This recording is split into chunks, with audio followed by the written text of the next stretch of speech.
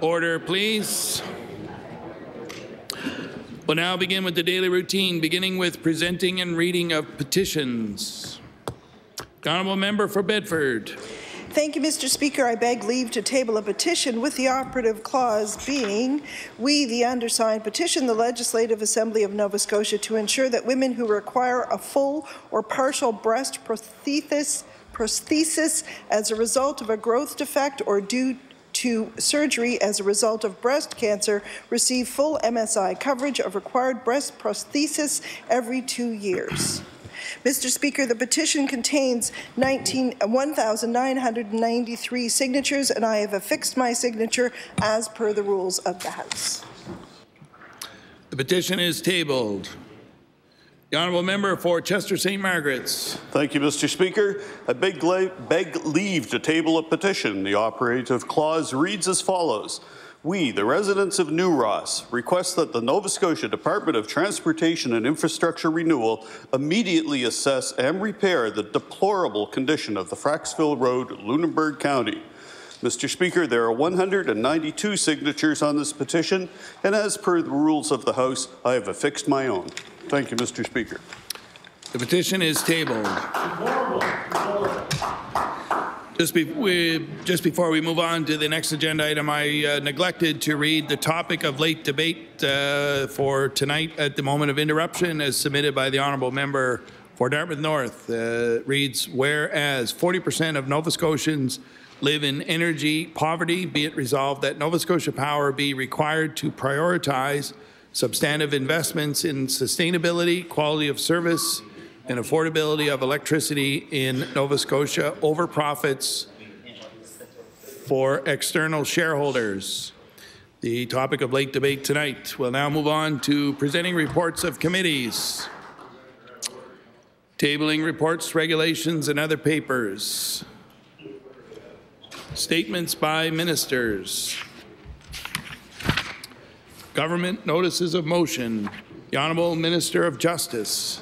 Thank you, Mr. Speaker. Mr. Speaker, I beg leave to make an introduction before reading a resolution. Permission granted. Thank you, Mr. Speaker. I draw my colleagues' attention to the Speaker's Gallery, where we are joined today by Ms. Catalina Aguilar from the UN Human Rights Council in Geneva.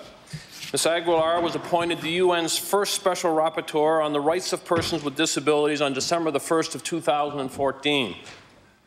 A role and mandate that was established in recognition of the need for persons with disabilities to be guaranteed the full enjoyment of all human rights and fundamental freedoms without discrimination, and the need to address the barriers that persons with disabilities continue to face in all parts of the world. Mr. Speaker, I ask my colleagues to provide to Ms. Aguilar, her first trip to Canada, the warm welcome of the Nova Scotia Legislature.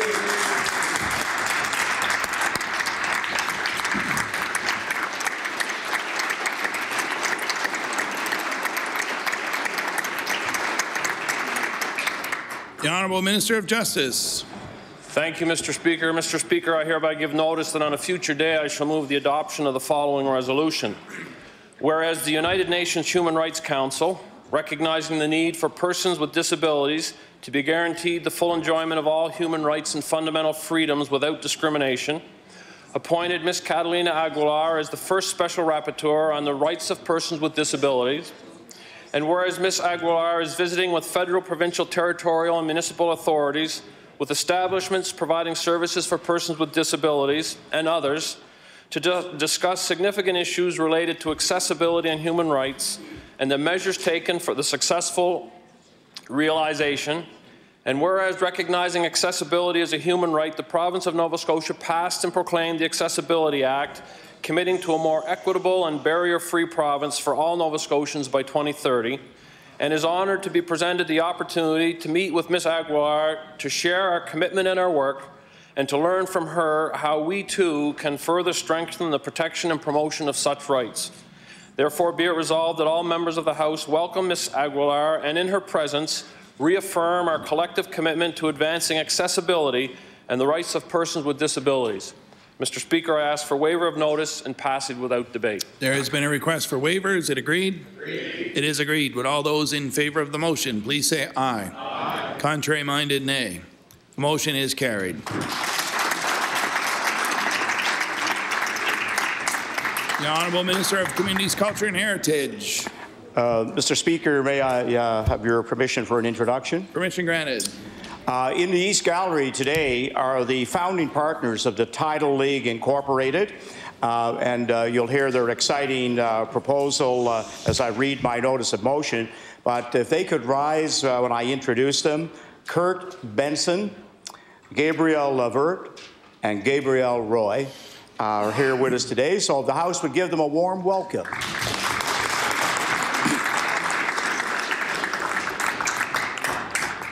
Mr. Speaker, I hereby give notice on the future day I shall move the adoption of the following resolution. Whereas Tidal League Incorporated is working diligently to hold the first Tidal League tournament this August, which aims to promote the region as a basketball hotspot, featuring NBA players and local talent who play professionally overseas and at the Canadian university level. And whereas the event will allocate a percentage of proceeds to a community fund that will be dedicated to growing the game of basketball across the country and will provide opportunities for underprivileged youth to develop skills and enjoy the game they love. And whereas select local business startups will be afforded the opportunity to pitch their business ideas to the NBA players, assisting in making entrepreneurial dreams of Nova Scotians a reality. Therefore, be it resolved that the House recognize Tidal League Incorporated for the work they are doing to provide youth with opportunities to enjoy basketball, to promote sport, and to assist entrepreneurs in Nova Scotia in a unique and exciting way. Mr. Speaker, I request waiver of notice and passage without debate. There has been a request for waiver. Is it agreed? It is agreed. Would all those in favour of the motion please say aye. Aye. Contrary-minded, nay. The motion is carried. The Honourable Minister of the Public Service Commission. Thank you, Mr. Speaker. Mr. Speaker, I hereby give notice that on a future day I shall move the adoption of the following resolution.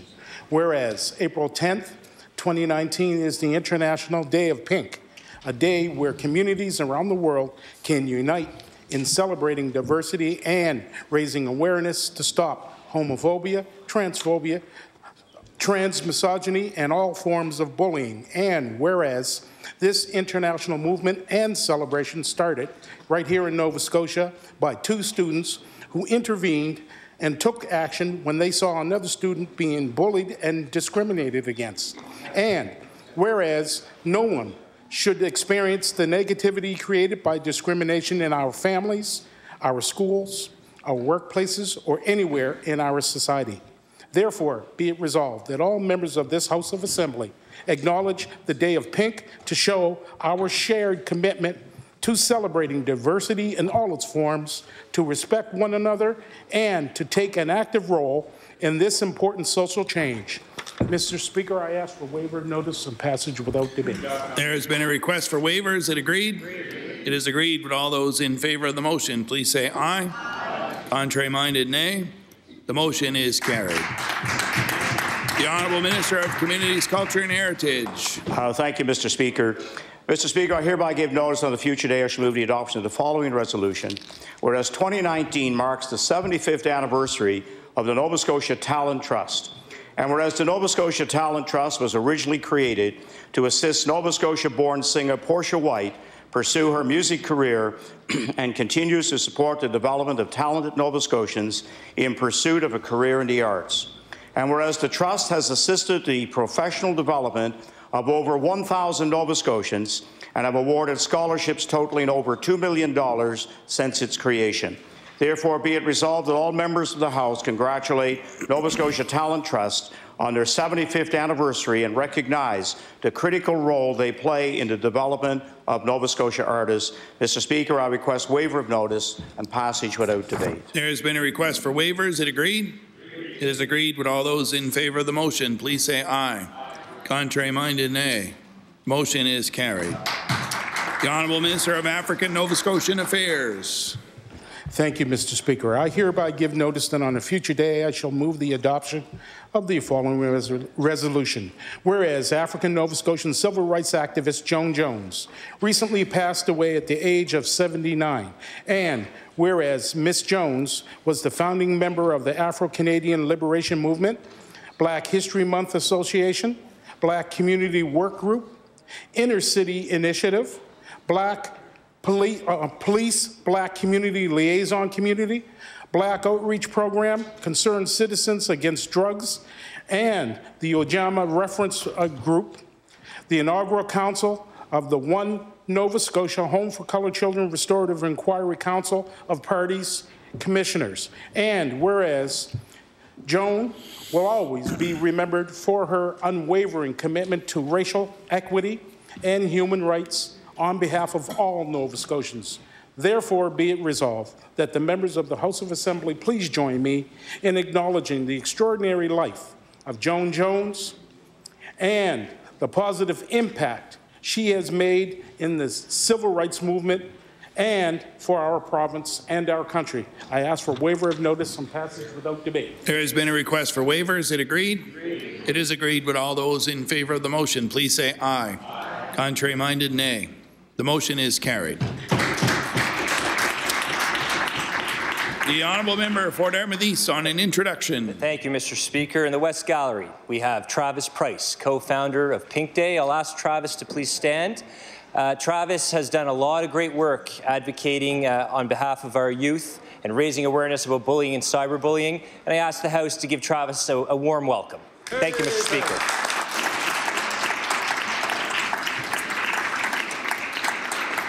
We'll now move on to introduction of bills. The Honourable Member for Pictou Centre. Mr. Speaker, I beg leave to introduce a bill and act to amend Chapter 293 of the Revised Statutes 1989, the Motor Vehicle Act, respecting school bus safety.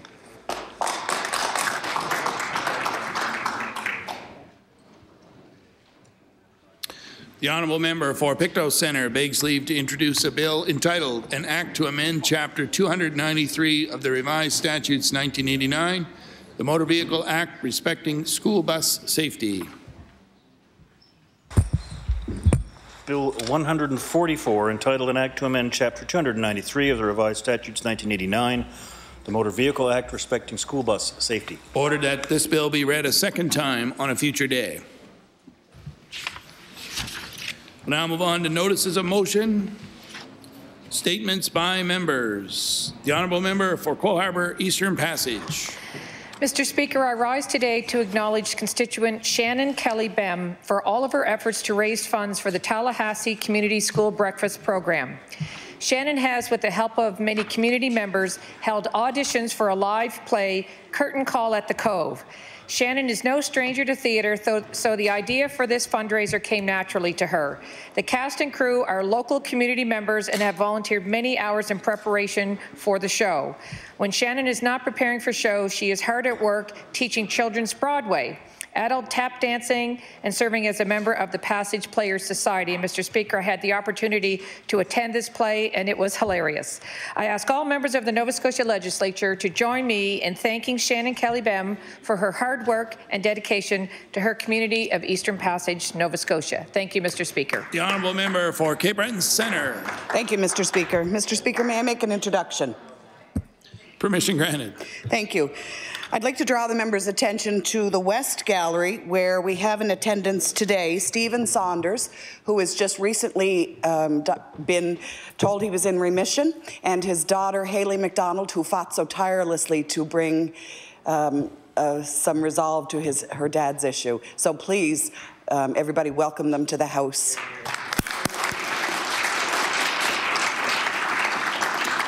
The Honourable Member for Cape Breton Centre. Stephen Saunders was diagnosed November 2015 with follicular non-Hodgkin's lymphoma, stage 4. After many different difficult and grueling treatments, his biopsy results came back and it was found his lymphoma had transformed from follicular non-Hodgkin's, which is usually slow-growing and non-aggressive, to a subtype of diffuse large B-cell lymphoma called double hits, which is extremely aggressive. He was collected for a stem cell transplant using his own stems in March of 2018. PET scan was at the end of March and showed a relapse, and the stem cell transplant was taken off the table and no options were available. By the beginning of November, he started to fail, and after a scan showed his progression, he was taken off the clinical trial. Unfortunately, due to the aggressive nature of his cancer, he developed a spinal cord compression the day before his consult. It was rescheduled for December 27th and was then told the government would pay for the consult and would consider paying for the treatment. December 18th, Stephen Saunders was told he was an ideal candidate in Boston for the CAR-T treatment, and he is now in remission, and we are so happy to have him with us. The honourable member for Guysborough Eastern Shore, Tracadie. Mr. Speaker, I rise today in recognition of one of our local artists, Julie Adamson of Spry Bay. Julie spent the summer working on the Eastern Shore Coastal Community Mapping Project. The Eastern Shore Coastal Community Mapping Project is a celebration of Eastern Shore communities, exploring the archives and stories of our very own local historians from Liscombe, Port Dufferin, Sheet Harbour and Clam Harbour. Julie spent the summer searching out village histories and photos. Julie herself interviewed community members along the Eastern Shore from Liscombe to Little Harbour for stories that she then used to create beautiful and informative maps representing the past and present of the area. By all accounts, the presentation was magnificent. Mr. Speaker, I'd like to acknowledge the creative work of Julie Adamson and thank her for her contribution to collecting and sharing local stories and experiences and her efforts to preserve the Eastern Shore history. Thank you. The honourable member for Pictou Centre. Mr. Speaker, volunteers are worth their weight in gold. Greg Burrows was honoured this month as the Town of New Glasgow's Volunteer of the Year. For the past 2 decades, the local businessman has supported recreation, community development, and sports teams for young athletes. Greg is well known in Pictou County circles and has provided coaching for hockey, baseball, swimming, and track teams. He was the founder and key organizer for the Ride on the River event that drew hundreds of people to the New Glasgow waterfront. He was also president of the Westside Community Centre and involved in numerous fundraising campaigns to support the youth in New Glasgow. I would ask all members of this legislature to join me and thank Greg Burrows for his numerous years of volunteering. Thank you, Mr. Speaker. The honourable member for Cape Breton Centre. Thank you, Mr. Speaker. Part 2. By the end of November, Stephen Saunders was told he only had 2 to 3 months left to live, and CAR-T in Boston was the only real chance he had of survival.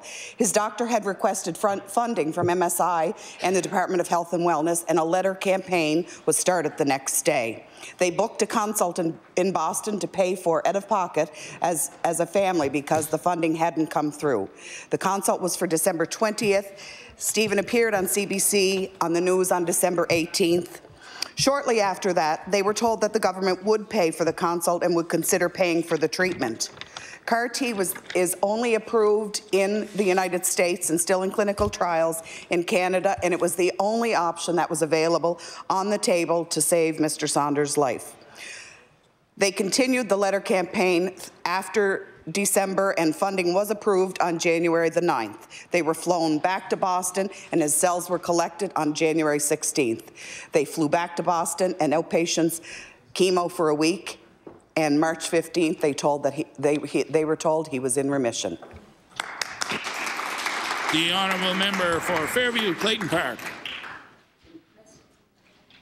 Mr. Speaker, I beg leave for an introduction. Permission granted. If I could draw members' attention to the East Gallery, where we are joined today by Ms. Yana Gold. She could rise and receive the warm welcome of the House. Mr. Speaker, animal-assisted therapy is an incredibly important resource for many children and adults with different needs. The acceptance, warmth, and lack of judgment that a therapy triangle, patient, therapist, animal, can provide helps the patient overcome their challenges. Although animals are essential to this therapy triangle, the therapist is key to the program's success. That is why I'd like to recognize Yana Gold from the Reachability Association, who is the only certified animal-assisted therapy practitioner east of Montreal. Originally from Israel, Yana has practiced all over the world, but now calls Nova Scotia her home. She coordinates the Cycle program, which is a class that focuses on conflict resolution, effective communication, and stress management. Yana is a tremendous support for her patients and is also an excellent coach for caregivers, social workers, and family members. Mr. Speaker, I ask the members of this House of Assembly join me in thanking Yana for her work and the positive impact she has on her patients and their support networks. Thank you. The honourable member for Dartmouth East. Thank you, Mr. Speaker. Mr. Speaker, I rise today to give recognition to the Dartmouth Shelter Society, an organization recently founded by Dartmouth residents. The Dartmouth Shelter Society was formed to address the need for emergency crisis housing. This group of hardworking individuals identified a need to help our community's most vulnerable and set out to create solutions. By partnering with Sun Life Community Church, Dartmouth Shelter Society will be opening for emergency crisis housing very soon. They handle organizing volunteers and other resources and have the potential to make a positive impact on many lives. Mr. Speaker, I ask that we thank the Dartmouth Shelter Society members for giving back to their community. Thank you, Mr. Speaker. The honourable member for Dartmouth North. Mr. Speaker, I rise today to recognize the teachers and students of the Creighton Park School Changemakers Club. The Changemakers is a group of grade 4 to 6 students who want to make a difference in the world around them. The program was founded after students researched the United Nations Goals for Sustainable Development. They discovered how the goals could impact people on a local and global scale, and that there was much that they could do to change the world around them. With the guidance of their teachers, Jacqueline Reed and Karen Van Buskirk, the students have taken on a number of issues.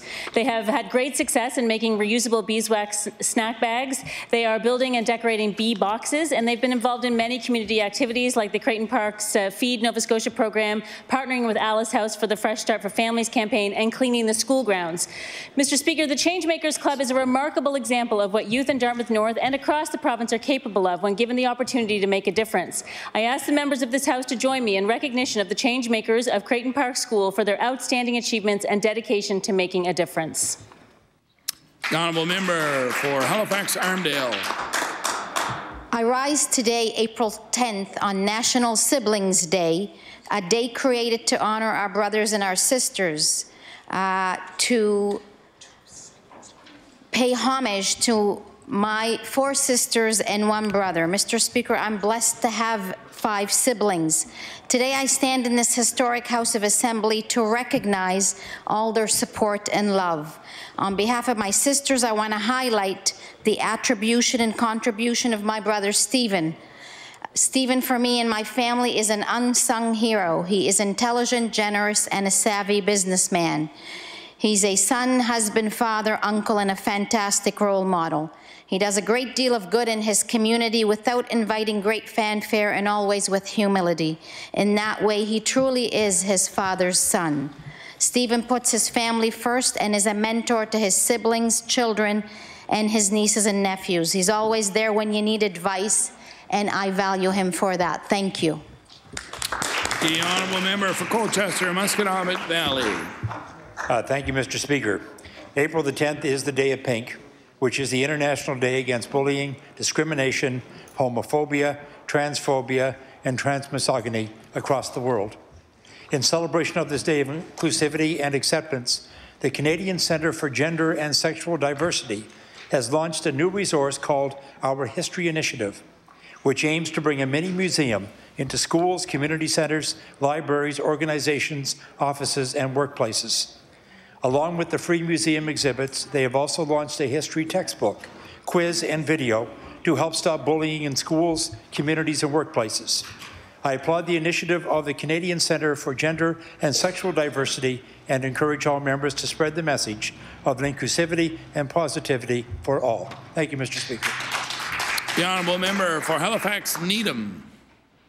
Speaker, it's my pleasure to recognize a young constituent who is showing leadership both academically and socially at Citadel High School. Tata Abule Otho was elected Student Council co-president at Citadel High by her peers, and she has focused on being friendly to all students and engaging them in student-led activities. 17 years old and in grade 12, Tata has been accepted to Dalhousie University for computer science and is still also considering engineering.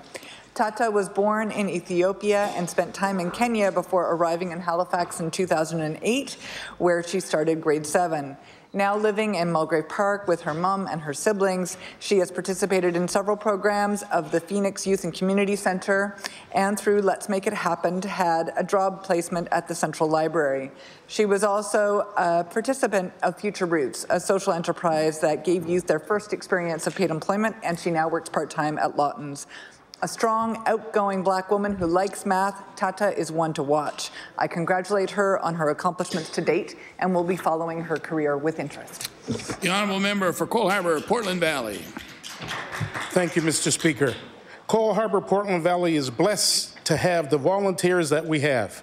Every day, hundreds of people donate their time to sit on boards, clean up our community, serve breakfast to young people, tutor, and much more. Mr. Speaker, I would like to take this time to highlight a particular volunteer for his service in our community. Murray Elliott is a retired fire chief for Cole Harbour. He sits on the Cole Harbour Area and Business Association, and he is a member on the Cole Harbour Westfall Firefighters Association. He continues to serve the community in many ways, including being a member of the Cole Harbour Kiwanis. Our community, including myself, is inspired by Murray and his ongoing work to make our community better. The honourable member for Pictou West. Thank you very much, Mr. Speaker. Mr. Speaker, I rise today to congratulate the Highfield Park Farmer Choice. Last week, the Highfield Park Farmer Choice will provide free menstrual hygiene products to customers in need. Customers need only approach a member of the staff and let them know what they need. They've heard the conversation in this House and elsewhere and have decided that they want to start to make a change. In addition to providing free menstrual products to those in need for every menstrual hygiene product purchased in their store, Highfield Park Farmer Choice will donate the same item to a program. Interested individuals can donate products or money to support the program by visiting their store. I want to thank Highfield Park Farmer Choice for their leadership, and I hope others will join them. Thank you. The honourable member for Timberley Prospect. Thank you, Mr. Speaker. I rise to share with you the remarkable accomplishments of Jessica Bowden. Jessica's exceptional achievements include President and CEO of Teens Now Talk, inspirational speaker, personal development facilitator, and international professional model and wardrobe consultant. As a teen mom in the 70s, Jessica faced hurdles culturally, financially, and educationally. Jessica used these obstacles along with her own determination and her powerful mindset to realize her own successes and design engaging programs to help youth follow their dreams. Teens Now Talk is a magazine dedicated to inspiring youth and creating pathways and opportunities for young adults to develop, grow, and succeed. Over the past 25 years, Jessica has shared her skills, gifts, and talents to bridge the gap between teens and their parents and help them navigate through difficult years together. Jessica has helped teens succeed by teaching core values and by building self-confidence and self-esteem. Jessica has been honored with numerous awards and is proud to be the first female African Nova Scotian and Atlantic Canadian to receive the Hope, Success and Empowerment Award presented by the previous former Governor General Michael Jean in Ottawa. I ask the members of the Nova Scotia House of Assembly to join me in congratulating Jessica on her phenomenal career and her dedication to youth. Thank you, Mr. Speaker. The honourable member for Sydney River Myra Lewisburg. Thank you very much, Mr. Speaker. Mr. Speaker, I rise today to congratulate boxer Ryan Rosicki of Sydney Forks after he recently defeated Hungarian Laszlo Penz. Ryan Rosicki remains undefeated as a professional. Rosicki knocked his opponent out in the second round after repeatedly knocking him down. The Sydney boxer is back in the ring in May when he takes on experienced American fighter Sean Miller. The up-and-coming Rosicki, who captured the North American Boxing Association's Canadian Cruiserweight title last October, now sports a 9-0 record with each and every win coming by way of a knockout.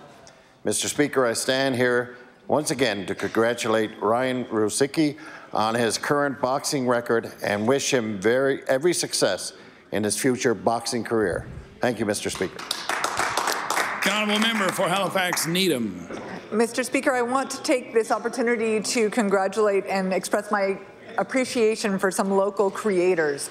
Maggie Rahr is a constituent and the journalist behind What Happened to Holly Bartlett, a new podcast from Accessible Media Inc. about a Halifax Needham resident who died in 2010 in mysterious circumstances. Holly was highly accomplished, including with her white cane, which is why her many friends and family have continued to have questions about her death that was deemed accidental. I also want to congratulate the cast, crew, and creators of Digstown on CBC television, especially Floyd Kane, its creator and executive producer. I am recognizing many scenes, many actors, and many themes in this show, including Nova Scotia's particular challenge with historic and structural racism and I highly look forward to binge watching it as soon as we get out of here. Thank you, Mr. Speaker. The honourable member for Colchester North. Thank you, Mr. Speaker. Old-style diners are becoming a thing of the past, but Colchester North has one exceptional one. The Double C truck stop in Lower Debert has a great reputation, spread by the many truck drivers who spread that reputation all over Canada and into the U.S. Debbie Koch, with numerous members from her family, has run the restaurant for 21 years, assisted by her husband Daryl until his death recently. The truckers have become like family because they have been faithful for so many years. The restaurant's food is made fresh daily, made from scratch. Meats are cooked daily, and a baker comes in at 4 in the morning just to make sure that the restaurant's own bread will be on site. The homemade pies and desserts are made from recipes belonging to Daryl's great-great-grandmother. They are nostalgic of earlier times for many older customers and a delicious delight for those of us who are younger. The hospitality of the staff and the fresh food have earned the Double C a spot on the Peterbilt Atlantic's top 3 diners in Atlantic Canada. For anyone looking for a delicious home-style meal, the Double C is the place to go. You will receive a warm welcome, a huge and delicious home-cooked meal. The honourable member for Queens Shelburne. Thank you, Mr. Speaker. Mr. Speaker, I rise today to congratulate the Special Olympic floor hockey team from Shelburne County on placing 4th in Division A on February 24th. This is a very impressive achievement for a team that has moved up 2 divisions this year, played hard, and displayed great teamwork. I have had the pleasure of meeting some of these players touring Sassy Works in Shelburne, where they also show amazing skills and do tremendous work. Mr. Speaker, I congratulate the men and women on this team for their incredible performance this season. I ask all members of this House to join me in congratulating this strong team and wish them every success in the future. Thank you, Mr. Speaker. The honourable member for Fairview Clayton Park. Beg leave for an introduction. Permission granted. Mr. Speaker, in the East Gallery is Fairview Clayton Park resident Massimo Spensieri. I ask that he please rise to receive the warm welcome of the House. The honourable member for Fairview Clayton Park. Thank you, Mr. Speaker. Mr. Speaker, Massimo Spensieri is a talented, hardworking resident of Fairview Clayton Park. He was former assistant captain of the Halifax West hockey team and currently plays for the Liverpool Junior B team. Massimo is a kinesiology student at Dalhousie University who recently headed up a charity hockey game for Feed Nova Scotia. In the future, he hopes to pursue a career in medicine, working with both athletes and members of government to ensure a healthy lifestyle for all Nova Scotians. He is hardworking, dedicated, and one of the best human beings I've ever had the pleasure of knowing. So I ask the members of the House of Assembly to join me in acknowledging Massimo for all he does and wish him the very brightest of futures. Thank you. The honourable member for Northside Westmount. Thank you, Mr. Speaker. I rise today to congratulate Mariah Barron as Director of 511 Youth and Family Centre. 511 is a term used to describe the highest possible level of difficulty in rock climbing, and the North Side has very high levels of problems facing its youth today. The centre has attracted over 300 youth already to its 12,000 square foot facility. 511 is a respectful environment where life skills are taught through a variety of workshops. Future plans include a rock climbing wall, music venue, an indoor skate park, a crisis centre, laser tag, and life skills programs. I'd like to take this opportunity to wish 511, all their volunteers, the corporate sponsors on future development and service to the community. Thank you, Mr. Speaker. The honourable member for Hammonds Plains Lucasville. Thank you kindly, Mr. Speaker. Today I'll recognize Matt Walsh of Westwood Hills. He grew up and attended school in Liverpool until grade 12 when he transferred to Sir John A. Matt is a proud Special Olympic athlete. He's co-hosted the Inspired Gala the past several years. He's a dedicated employee at Subway and feels supported and valued both at his job and with his involvement with the Special Olympics. He is a member of the Inclusion Logistics Committee of the NSSA, and he's been there for 3 years, helping to plan an inclusion conference for high school students with intellectual disabilities. Matt was recently chosen to sit on the Education Standard Development Committee that will develop recommendations for standards to make the education system more accessible for students with disabilities, a position I'm certain he will fulfill very well. I would ask all members of the House to join me in congratulating Matt Walsh on being chosen to sit on the Education Standard and Development Committee and wish him well in all his future endeavours. Thank you. The honourable member for Cape Breton Richmond. Thank you, Mr. Speaker. Mr. Speaker, residents of the Richmond Villa in St. Peters will now have their stories told and their voices heard thanks to students and staff at Richmond Education Centre Academy. Mr. Speaker, seniors' stories will be written and illustrated by 23 grade 5 and grade 12 students. The students are developing these stories into booklets called Villa Vignettes under the direction of their teachers, Justin Fougere and Donna Martin. Mr. Speaker, the Villa Vignettes is an intergenerational initiative through the Mind, Body, Spirit project in partnership with the province and the municipality of Richmond County. Mr. Speaker, Villa Vignettes has given seniors the opportunity to interact socially and positively with youth, and I commend everyone involved. I ask members of the legislature to join me in sending appreciation to the students and staff of RECA and to the seniors and staff of the Richmond Villa for actively encouraging this intergenerational initiative. Thank you, Mr. Speaker. The honourable member for Chester St. Margaret's. Thank you, Mr. Speaker. I rise today to congratulate 17-year-old Maria Kirby-Breen from Chester, who was recently awarded the 2019 Nova Scotia Youth Volunteer Award. Ms. Kirby-Breen's love of people, wildlife, and the environment are demonstrated through her active and diverse volunteer engagements. Maria has worked to support grandmothers raising grandchildren orphaned in Africa by the HIV/AIDS epidemic. Closer to home, she works as a volunteer in the youth program at the Chester Playhouse. A committed environmentalist, Maria has served on the board of the Friends of Nature Conservation Society and is one of the founders of her school's Environment Committee. Recently, Maria was a co-presenter before the Municipality of Chester Council that resulted in a grant to install refillable water stations at Forest Heights Community School.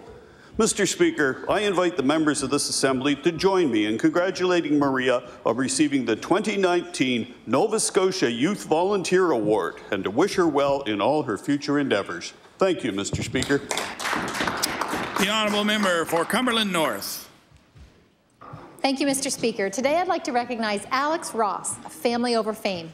On February 26th, Alex donated $1,000 to the breakfast program at the Joseph Howe Elementary School.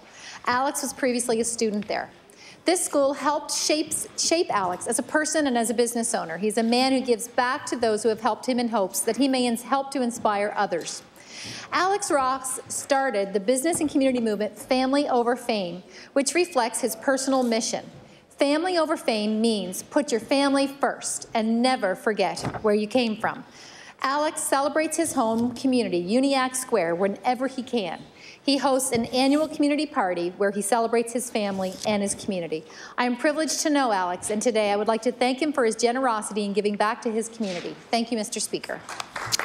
The honourable member for Halifax Atlantic. Mr. Speaker, I want to take a moment to recognize the staff at Central Spryfield School. Mr. Speaker, this year when tragedy struck our community, the staff at Central Spryfield quietly went about helping to hold our community together. They had the near impossible job of talking, listening, and explaining the tragedy to all the youth impacted.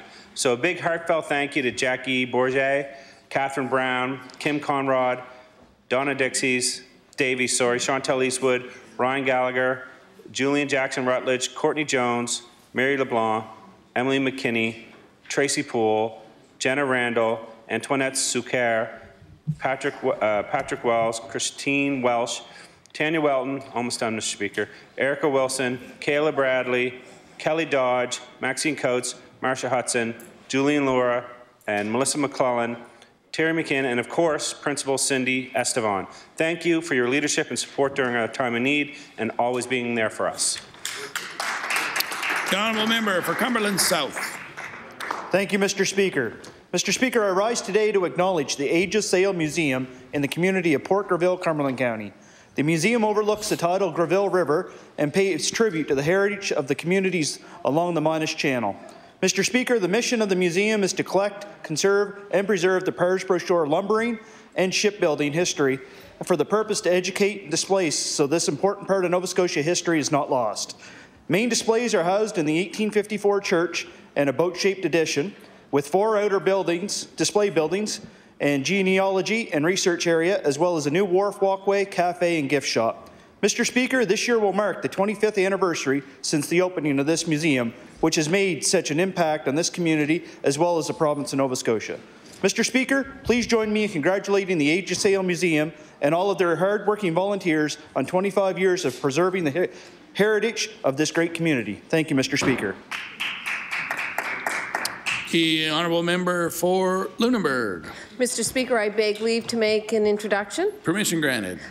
In the East Gallery, I'd like to introduce my constituency assistants, the lead woman in my office, Ruth Baldwin, and my part-time assistant, Sherry Wessel. April 24th will be Professionals Day, and this is a great opportunity to warm everybody up to make sure that they all remember the people who keep our offices running when we're up here in Halifax doing the work of the province and for the people of Nova Scotia. So welcome to the house. Who's running your office? My dog Juno is running the house. The honourable member for Lunenburg. Mr. Speaker, I rise today to acknowledge a special teaching team at the New Germany Elementary School that received a nomination for the Sheila Nolan Award for Excellence in Teaching by Autism Nova Scotia. This award recognizes exceptional contributions by individuals who support those living with autism. This teaching team is comprised of Lisa Baker, Christine Redmond, teaching assistants Julie DeLong and Rose Huffman, and Principal Angela Gladwin. These individuals provide the solid foundation and stability that was needed for a 7-year-old student to succeed in a new learning environment. They faced a variety of challenges but made the necessary adjustments so that this young student could progress through the academic year. These individuals are an inspiration as they show the importance of understanding, acceptance, and inclusion when it comes to working with students with autism. Mr. Speaker, I would ask that you and the members of this House of Assembly please join me in congratulating this teaching team of New Germany Elementary School on their nomination for the Sheila Nolan Award for Excellence in Teaching. Thank you, Mr. Speaker. The honourable member for Pictou Centre. Mr. Speaker, 13 students are spending their class time at NSCC in Stellard and Pictou campus on a marketing strategy for a company that has already been to market for nearly a decade. The strategy is called the Water Drill Tool for Plumbing Maintenance, and it uses water from the faucet to blast a high-velocity jet of water into anything blocking up the sink. The instrument is available in Pictou County. Nevertheless, the Applied Entrepreneurship class of second-year business management students are presently working to make big inroads with online sales in Canada and the United States. The class continues to take a creative, innovative approach to expose potential purchases that this product is valuable. The company involved have created an invaluable learning and rewarding experience for members of this class. I wish to take this opportunity to congratulate all members of this class and wish them great success in their future endeavours. Thank you, Mr. Speaker. The honourable member for Clayton Park West. Mr. Speaker, I rise to recognize a man who lives in my riding who's helping the youth in his community. David Burchell has volunteered at the Filipino Language Culture Program for the last few years to help set up and provide daily operational support for their language department. Being of Filipino descent himself, he knows how important it is to teach the youth the value of the Tagalog language and the Filipino culture. David is also heavily involved at St. Benedict's Church by donating meals, furniture, and clothing to those in need. He also participated in the community cleanup at Park West School through the Clean Up Nova Scotia initiative and the tree planting program sponsored by the TD Bank. David says the Filipino community is very supportive of those at home and abroad. Mr. Speaker, would this House of Assembly thank Mr. Burchell for taking time to help those who are less fortunate in his community? Thank you.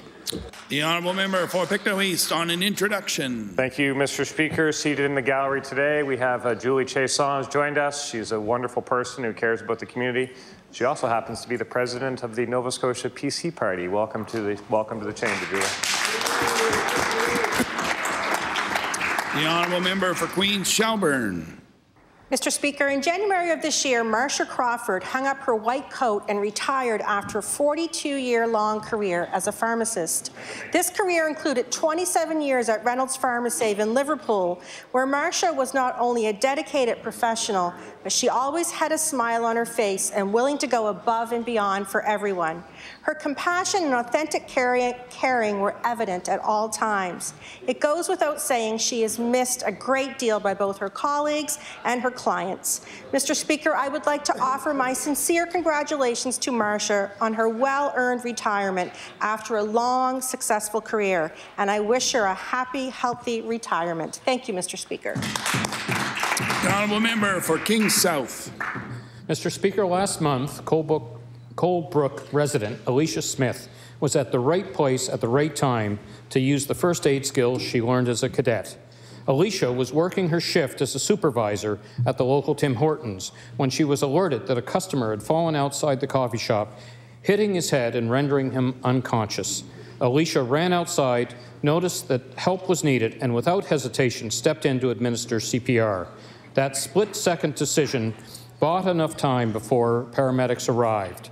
Mr. Speaker, as Alicia's actions have shown, first aid skills can make the difference in life or death situations that can occur at any time or place.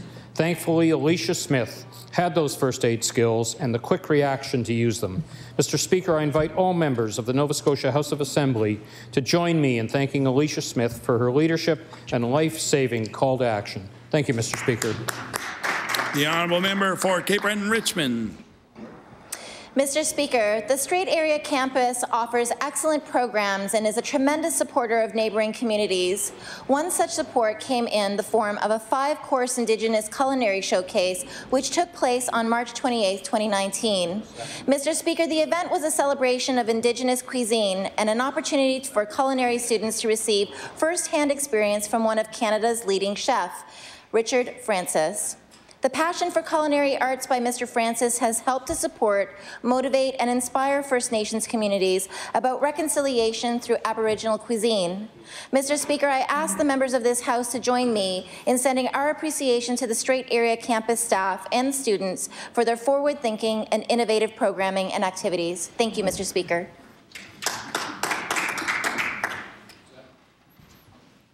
The honourable member for Yarmouth. Thank you very much, Mr. Speaker. I'd like to recognize Yarmouth's Nancy Lesser.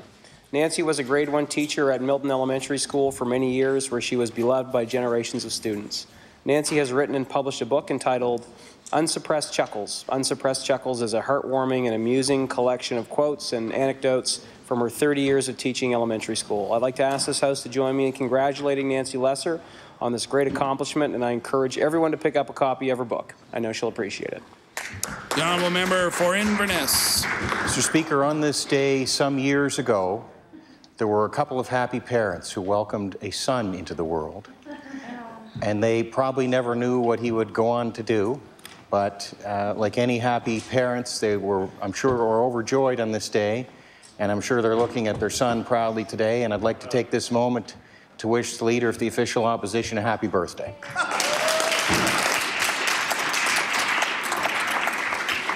The honourable member for Lunenburg West. Thank you, Mr. Speaker. Thank you, Mr. Speaker. Mr. Speaker, I rise today to recognize 13 members of the Bridgewater Fire Department Band. Lauren Allen, Adam Gollenbach, Ian Bolton, Michelle Boyd, Pixie Cornish, Kerry Dory, Wendell Eisner, Jana Hurdle, Gerald Holmes, Wendy Ketty, Ronald Langell, Jim Richardson, and Patricia Slonwhite were each presented a Sovereign's Medal for Volunteers last November by the Honourable Arthur J. LeBlanc, Lieutenant Governor of Nova Scotia. This medal honours exceptional Canadian volunteers who have made a significant and continued contribution to their community. Each of these special volunteers have given between 20 and 68 years individually of service to the Bridgewater Fire Department Band, totaling 431 years. They serve as ambassadors of our community, bringing the joy of music locally, nationally, and internationally. I ask all members of the Nova Scotia Legislature to join me in recognizing the long-standing commitment of these senior members of the Bridgewater Fire Department Band. Thank you, Mr. Speaker. The honourable member for Cumberland North. Thank you, Mr. Speaker. Today I rise to recognize John Wales of the North Nova Scotia Highlanders Regimental Museum. John is the assistant curator at the museum and has been using his research to help add valuable information to the museum and its exhibits. John has a background in research from working in libraries in Ontario and brings valuable experience and passion to this project in Amherst. With help and dedication from John, future generations will benefit from the valuable history contained in the museum. The North Nova Scotia Highlanders Regimental Museum is located in the Colonel James Leighton Ralston Armoury in Amherst. Both the museum and the armories are important parts of our heritage in Cumberland North. Today I'd like to thank John for his hard work that he has put into this project at the museum and thank him for his continued efforts. Thank you, Mr. Speaker. The honourable member for Bedford. Thank you, Mr. Speaker. We all remember the Horatio Alger stories of our youth. They're tales in which a young person overcomes obstacles in a rags to riches story. They first came to prominence in the late 1800s in the U.S. Today, the Horatio Alger Association of Canada awards scholarships to deserving high school students, quote, who have overcome significant adversity while demonstrating strength of character, strong academics, a commitment to pursuing higher education, as well as a desire to contribute to society, end quote. I'm pleased to congratulate Charles P. Allen High School student Brandon DeYoung on winning a $5,000 Horatio Alger Award. Brandon is one of 170 students across the country to receive Horatio Alger scholarships this year. I'd like to thank the Horatio Alger Association for their work assisting worthy students, and I'd like to wish Brandon DeYoung all the very best as he begins his post-secondary studies. Well done. The honourable member for Dartmouth North. Mr. Speaker, I would like to take this opportunity to recognize Lisa Hardy and her contribution to the dance culture of Nova Scotia. Lisa is a master dance educator in choreography with a national reputation of producing excellence in her students. She holds an honorary doctorate of fine arts from St. Mary's University, and over her 40 years of teaching dance, she has seen her students go on to study at prestigious schools like Canada's National Ballet School, the School of Toronto Dance Theatre, the Royal Winnipeg Ballet, and to name a few. And many have gone on to dance with well-known professional companies. Lisa opened her school in Dartmouth in 2002 and has guided countless students to grow in confidence, skill, and a love of creative movement, balanced with the strict technique of the Russian Ballet School. Her students are challenged and also encouraged. They get to show their stuff in a spring recital, and they have the opportunity to audition for the much-beloved Nutcracker, for which Lisa is also the choreographer. Even the parents of students get to take part, and let me tell you, doing across-the-floor polka with your 6-year-old is a true lesson in humility. Mr. Speaker, I ask the House to join me in thanking Lisa Hardy for her contribution to countless young dancers and to the profession of dance in Nova Scotia. Thank you. Thank you very much for those member statements. We'll now get ready to move on to oral questions put by members to ministers. The Honourable Leader of the Official Opposition. Thank you, Mr. Speaker. On Sunday, an article was posted in the Cape Breton Post outlining a Sydney River boy's experiences with bullying. The mother felt left down by the Department of Education. She felt she had to turn to the media to get some help for her son. Now, the minister says bullying statistics have been going down, but I don't think that's much comfort, Mr. Speaker, for victims of more than 1,000 annually reported instances of bullying in this province. It's probably not much comfort to their families either. My question for the Premier is, what action is his government taking in response to this latest account of bullying in our schools? The Honourable Premier. Well, thank you, Mr. Speaker. Mr. Speaker, as the Honourable Member mentioned, the Minister of Education is with our partners across the province and in schools to continue to ensure that we provide a safe environment for our kids. One case of bullying is one too many, Mr. Speaker. We are pleased that we're moving in the right direction. But we know there's more work to do, and it will take, Mr. Speaker, all of us, including the department as well as those communities, working collaboratively with parents and kids who come forward to ensure that we deal with bullying in all its forms. The Honourable Leader of the Official Opposition.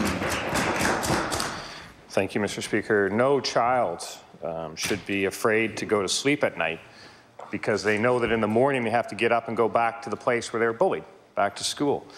This government hasn't demonstrated that they can take action, the action that's needed.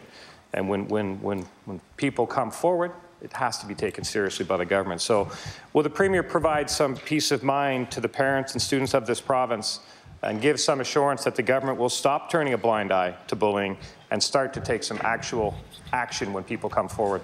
The Honourable Premier. Mr. Speaker, this is a very serious issue, Mr. Speaker, that has been going on in communities and schools across our province. The Honourable Member would know this government has taken this issue seriously. The inflammatory remarks, Mr. Speaker, indicates that he's not taking this issue seriously, Mr. Speaker. The fact of the matter is we continue to move and continue to ensure that this place is safe. It's not a political football, Mr. Speaker, that people should try to win political points on this issue, Mr. Speaker. We should collectively all be working hard to ensure that every child in this province feels safe going into schools, and that's what we continue to do, whether it's through our code of conduct, Mr. Speaker, or the effort that we're making with our SACs and schools across this province to ensure that they are safe for staff, students, and the students that go into that space, Mr. Speaker. And we want parents to feel comfortable to reach out, and when they do, the Honourable Member is absolutely right. They should be taken seriously and we should respond.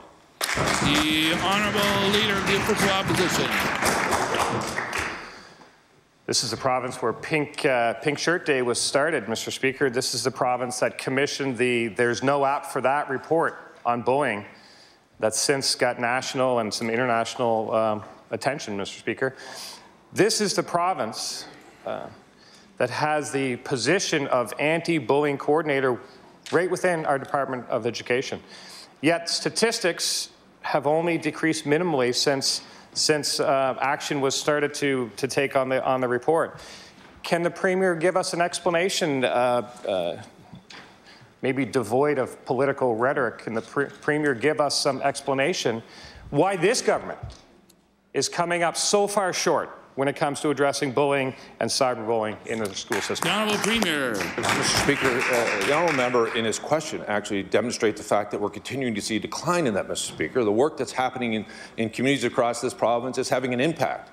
Mr. Speaker, we know there's more work to do, but in his own question, he answered it, Mr. Speaker. The fact of the matter is we have taken this issue seriously. The incidents are declining. There's more work to do, and we're going to continue to do that, Mr. Speaker, to work with communities across this province to ensure that our children feel safe, Mr. Speaker, in their school environment, and quite frankly, Mr. Speaker, beyond, at home as well.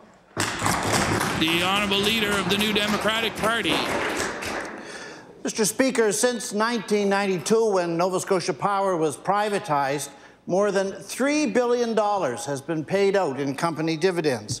This is $3 billion that could have been spent supporting a transition of our energy infrastructure towards renewables, could have been spent on lowering people's cost of power, could have been spent on hospitals, nursing homes, or schools. So I want to ask the Premier, wouldn't it have been better, we here think so, wouldn't it have been better if that $3 billion had been available for public purposes rather than for the profits of Emera and Nova Scotia Power? The Honourable Premier. Mr. Speaker, I want to thank the Honourable Member for the question. As he would know, it's opportune when his time in government, Mr. Speaker, again to see an escalation of power rates under their leadership. Very pleased to be able to tell the Honourable Member we have stable energy rates in this province. We continue to see a path forward to provide those stable energy rates as we continue to green up the grid, Mr. Speaker. I am not against private sector, Mr. Speaker. As a matter of fact, that they will be the people who will drive the economic growth inside of this province. They are the people who are driving the economic growth in this province, and we, the government, will continue to put in place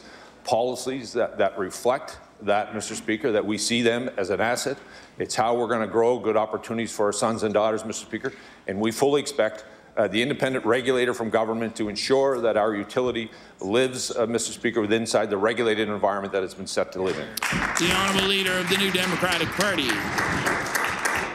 Mr. Speaker, the government wishes to expand the profit opportunities for Emera shareholders outside Canada without placing any obligation on the company to increase investment here or to provide any benefits for ratepayers in Nova Scotia. What about this does the Premier think is fair? The Honourable Premier. Mr. Speaker, again, Mr. Speaker, the Honourable Member should read the bill, Mr. Speaker. It locks in Emera, whose headquarters will be locked into this province, Mr. Speaker. The language in and around that clearly dictates, Mr. Speaker, that the headquarters will remain here, Mr. Speaker. It has limited to do, Mr. Speaker, with the bill increasing their profits. What it actually does, Mr. Speaker, it allows them to go to the open market like every other utility and borrow at the appropriate cost of borrowing money, Mr. Speaker. That is a good thing. It allows them to reinvest back in not only in the infrastructure here, but, Mr. Speaker, in their international corporate entities, Mr. Speaker, which in turn will drive investment and revenue back into Nova Scotians, Mr. Speaker. That is an employer, Mr. Speaker, that has been providing opportunities for Nova Scotians, Mr. Speaker. That's what this bill is about, ensuring that they can be viable in the long run right here in Nova Scotia. The Honourable Leader of the New Democratic Party. Mr. Speaker, thousands of people for whom the Premier has responsibility live in Nova Scotia today in energy poverty, which those who are expert in this field say it means anyone who's paying more than 10% of their income out in household energy and fuel. Many, many people making $30,000 or so in our province are paying out $3,000 or more in order to keep the house warm and to keep the lights on. Mr. Speaker, the CEO of Emira, if he had to spend 10% of his income to heat his home, his annual heating cost, 10% of $6.2 million, would be $620,000 a year. But that isn't how it works, because it's not him who's caught in the spiral of energy poverty. Mr. Speaker, after all these years of our ensuring Emira's executive salaries and their profits, doesn't the Premier think the company should be offering to do something for the people of Nova Scotia rather than calculating how to get something more from them? The Honourable Premier. Mr. Speaker, again, Mr. Speaker, this piece of legislation, Mr. Speaker, is about borrowing, Mr. Speaker, to allow them to invest in their business infrastructure, which allows, Mr. Speaker, to provide opportunity inside of our own province. The honourable member, though, raises an issue around energy poverty, one that his party did not take seriously when they were in government, Mr. Speaker. They continue to allow power rates to escalate, Mr. Speaker. We've provided a stable environment. He would also know, Mr. Speaker, that we continue to make sure that the heat continues to keep pace and allow that we continue to help those low-income Nova Scotians who require support. Time after time, he and his party have voted against initiatives that have allowed to make sure that we look after the most vulnerable citizens in our province, whether it comes the issue of electricity, Mr. Speaker, whether it's rent subs, whether it's providing good opportunities, Mr. Speaker. They continue to vote against it. We're going to continue to do our role to ensure that we work with all Nova Scotians to provide them with an opportunity, Mr. Speaker, to lessen their own costs. But at the same time, Mr. Speaker, we're going to work with the private sector to grow good job opportunities in this province, Mr. Speaker. That's the single best thing we can do for all Nova Scotians, is provide them a job opportunity. The Honourable Member for Cole Harbour Eastern Passage. Thank you, Mr. Speaker. Yesterday we asked if the Premier had attempted to contact the 3 former members of this House who had come forward and raised serious questions about the conduct of the Minister of Education. The Premier said he had received a copy of the letter, but since it was addressed to you, Mr. Speaker, it fell to the Speaker to respond. But the Premier also disputed some of what was asserted in the letter, specifically the notion that he had been made aware of the accusations at that time. Since the Premier just told us that one bullying incident is too many, and since he said that it was his job to provide a safe environment in schools, I'll call upon him to provide the same assurity to us in the People's House.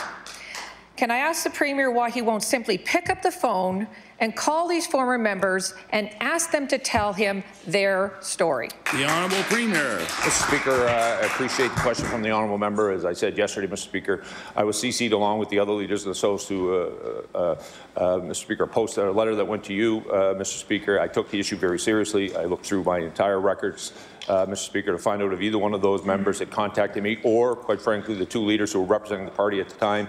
At no point, Mr. Speaker, had there been any documentation in the Premier's office or, Mr. Speaker, in my constituent office in the riding of Annapolis.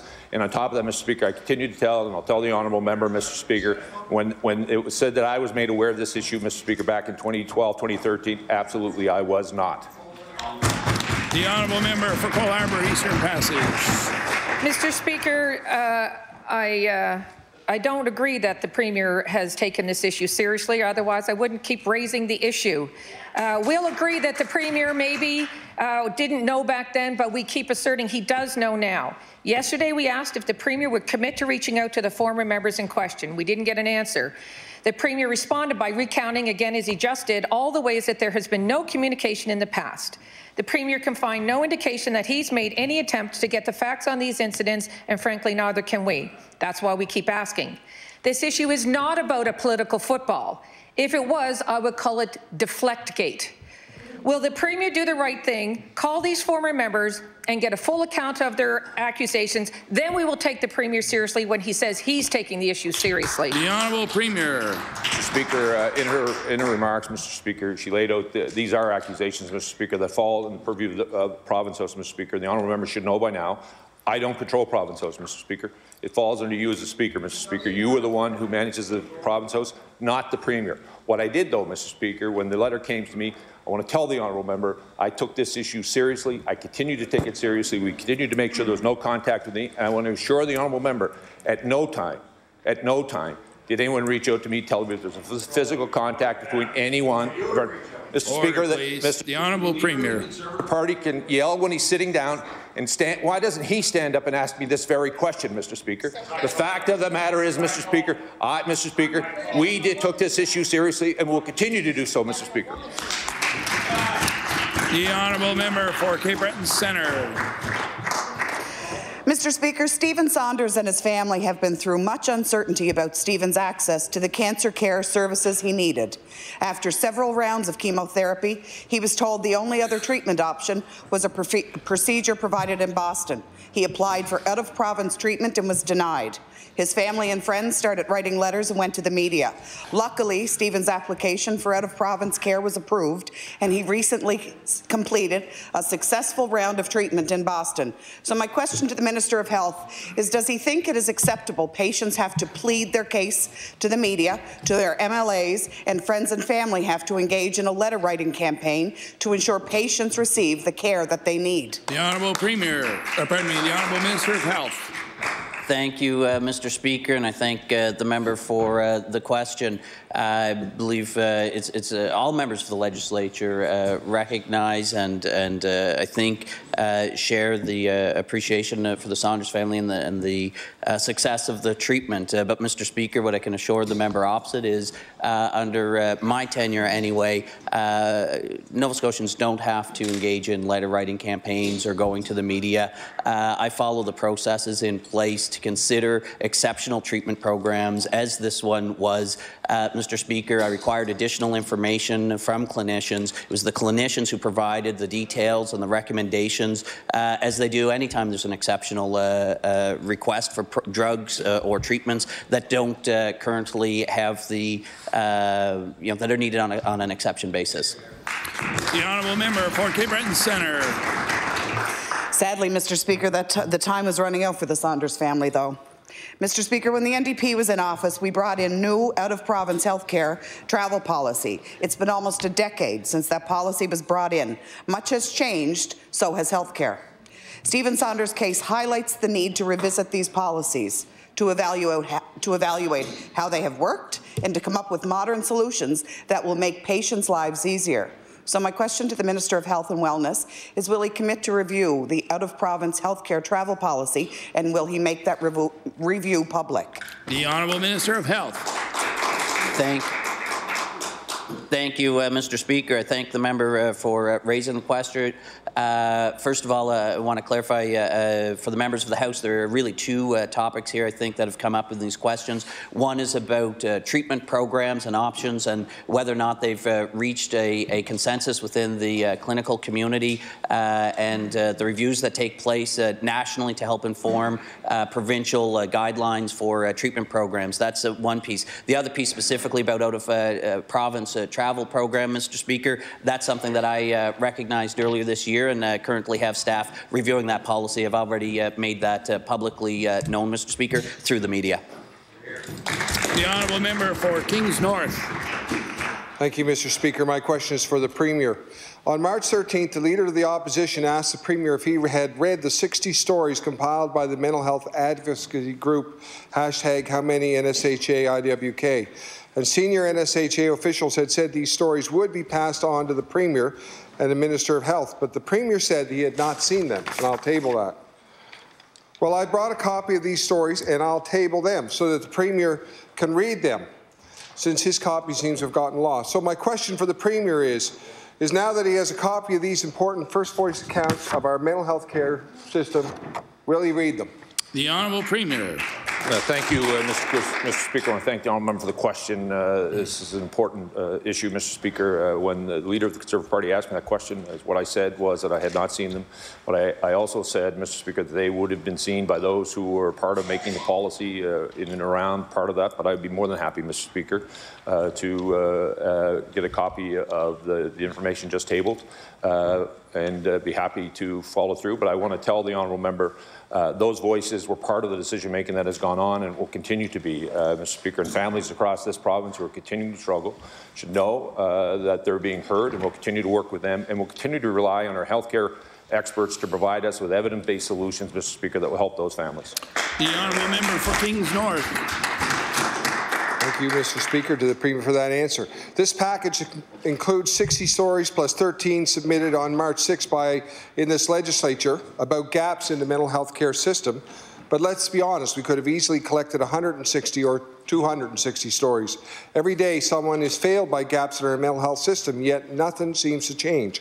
Throwing money at the problem without properly analyzing it will not solve it. So my question for the Premier is this: will the Premier commit to including first voice accounts of the gaps in our mental health care system when considering future investments? The Honourable Premier. Mr. Speaker, as I just said in my first question, Mr. Speaker, those voices would have been part of what was going into the work around Dr. Stan Kuchar did, as well as Star Dobson. The advice that we were given as a government would include it. Those families and many members across this province, Mr. Speaker, we listen to Nova Scotians on all issues, Mr. Speaker, and we certainly will continue to listen to those families impacted by this issue. The honourable member for Queens Shelburne. Thank you, Mr. Speaker. My question is for the Minister of Education. On March 6th, during an exchange and question period, I stated that bullying in our schools is rampant. The Minister of Education kindly informed me that I was wrong and that statistics showed that bullying is actually going down, and I can table that, Mr. Speaker. I've seen the data, and I'll admit there is a slight decrease, but the number of incidents is still too high. This isn't a reduction that I'd be celebrating.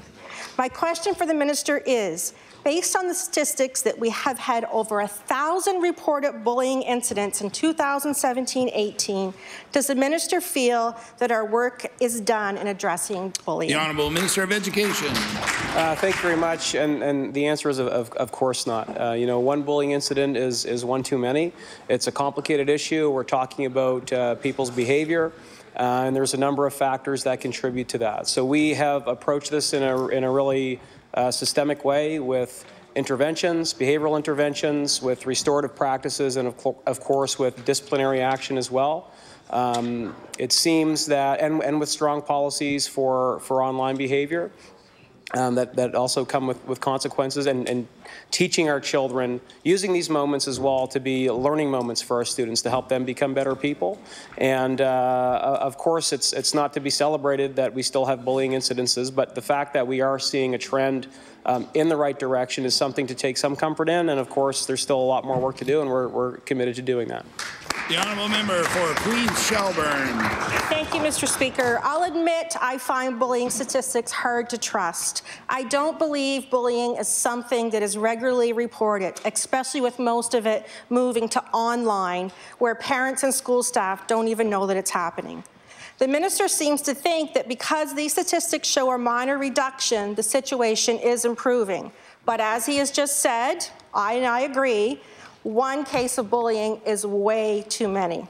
So my question to the minister is, what is his plan for making significant and sustained reductions in bullying incidents, and what are the levels of the discipline action that he speaks of? The Honourable Minister of Education. Thank you very much, Mr. Speaker. I'll point the member's attention to the investments that we've made in education.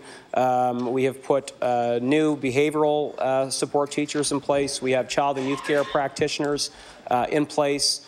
We will have further announcements in the very near future on new non-teaching supports. All of these folks together work with our teachers, work with our administrators to help students deal with whatever issues they're dealing with, help address issues of bullying, help improve behavior, and help ensure that every one of these negative incidences can hopefully at the end of the day be a learning experience for everybody to help our kids be better people at the end of the day. Thank you. The honourable member for Queens Shelburne. Thank you, Mr. Speaker. Teachers and principals are being faced with bullying and cyberbullying that they simply do not have the resources to handle.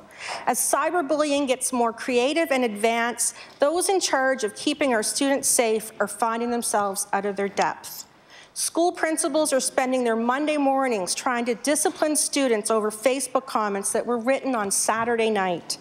My question for the Minister of Education is, how, as he continues to redesign our education system, what concrete tools are being provided to teachers and principals to combat bullying? The Honourable Minister of Education. Thank you very much. The member pointed out to one of the most complicated factors in the situation, and that is cyberbullying. So we do have CyberScan process in place. We have the Cyber Protection Act in place. These are new initiatives that our government has taken on, and we are seeing some success there in that I think we're at about 73% of reported cases being resolved, and this gives more concrete objective tools to our folks within the system. It creates a law that supports these policies, and at the end of the day we hope to see the continued success that we're having, and hopefully the trend continues to go in the right direction. But that's not to say our work is done. That's not to say we're resting on our laurels. This is a complicated situation that will continually take constant work and effort to resolve. The Honourable Member for Queens Shelburne. Thank you, Mr. Speaker.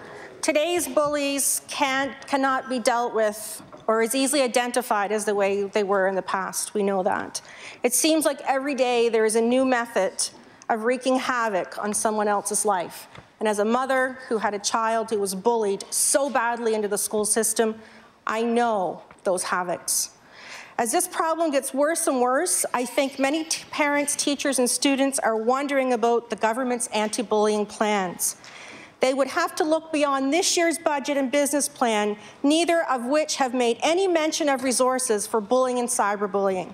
My question is, does the minister feel the lack of attention to bullying in this budget is a fair summary of where it falls within the government's priorities? The Honourable Minister of Education. Mr. Speaker, that's not the case. In fact, the additional funding we're putting into the education system to hire more people, behavioral experts, child and youth care practitioners, and other professionals who help students deal with their behavioral issues, their emotional issues, to help create a restorative process to make these difficult moments learning experiences for everybody. We have invested in these supports every single year, Mr. Speaker, that we've been in government. We've increased investments in education. We've hired more of these folks, and we are seeing the trend heading in the right direction, recognizing there's still a lot more work to do. The Honourable Member for Halifax Needham. Mr. Speaker, my question is for the Minister of Lands and Forestry. Carmen Williams is a carpenter and a former forest technician in Shelburne County. He's not against forestry, but he has joined more than 1,000 people who have signed a letter to the minister calling for a moratorium on clear cuts in the county until the community is consulted. The group would like to meet with the minister. Mr. Speaker, the Leahy report emphasized the need to improve the public consultation process for harvest plans. The minister has started an internal working group on that topic, but has taken no interim steps to engage communities. One step would be to meet with concerned communities. Can the minister commit to meeting with community members in Shelburne County before any more harvests occur? The Honourable Minister of Lands and Forestry.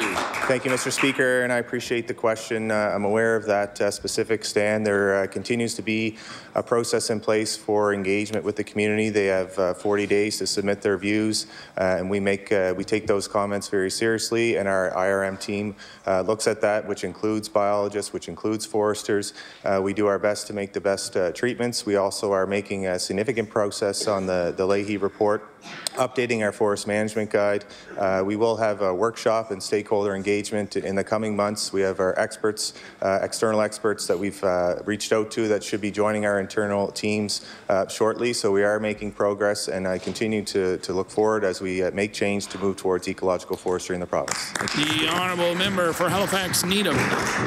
Mr. Speaker, the Leahy report emphasizes, and I quote, the critical need for the embrace of openness, transparency, collaboration, and accountability by the department. But public consultation at this point has not gotten better.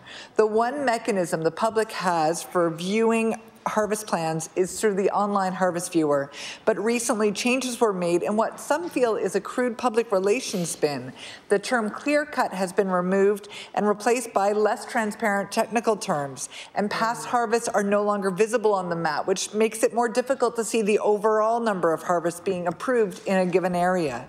Does the minister think that these changes qualify as embracing openness, transparency, collaboration and accountability like the Leahy report called for? The Honourable Minister of Lands and Forestry.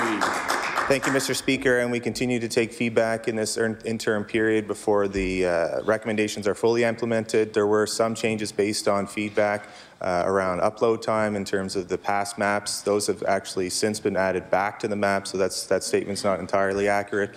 And we actually put more treatment specificity out there so that there is no debate about what the actual prescription or treatment is on the ground. We've also made extra changes in terms of our retention quality in the forest, and also having setbacks from different areas. And if you'll see, there has been changes of treatments based on the reviews that continue to take place, based on the public comments. We are making progress, and I continue to look forward to seeing how we can improve the way that we improve our transparency as we have been already. Thank you, Mr. Speaker.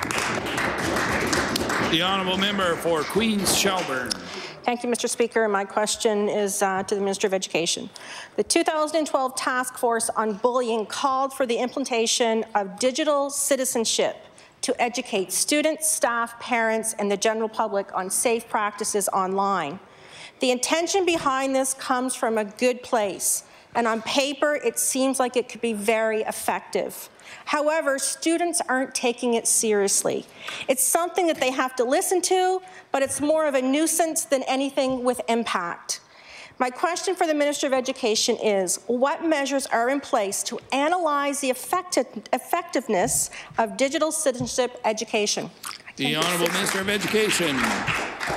Thank you very much, Mr. Speaker. As with any program in the Department of Education, there's a continual evaluation that does happen to make sure we're achieving our ends. I think the fact that we are seeing some improvements in the cyberbullying sphere is an indication that some of our strategies are having an impact. I know that the CyberScan intervention group has had, I think, over 1,100 presentations to teach our students about the effects and repercussions of cyberbullying, and to try and promote more responsible use of that technology that is better for all. Thank you.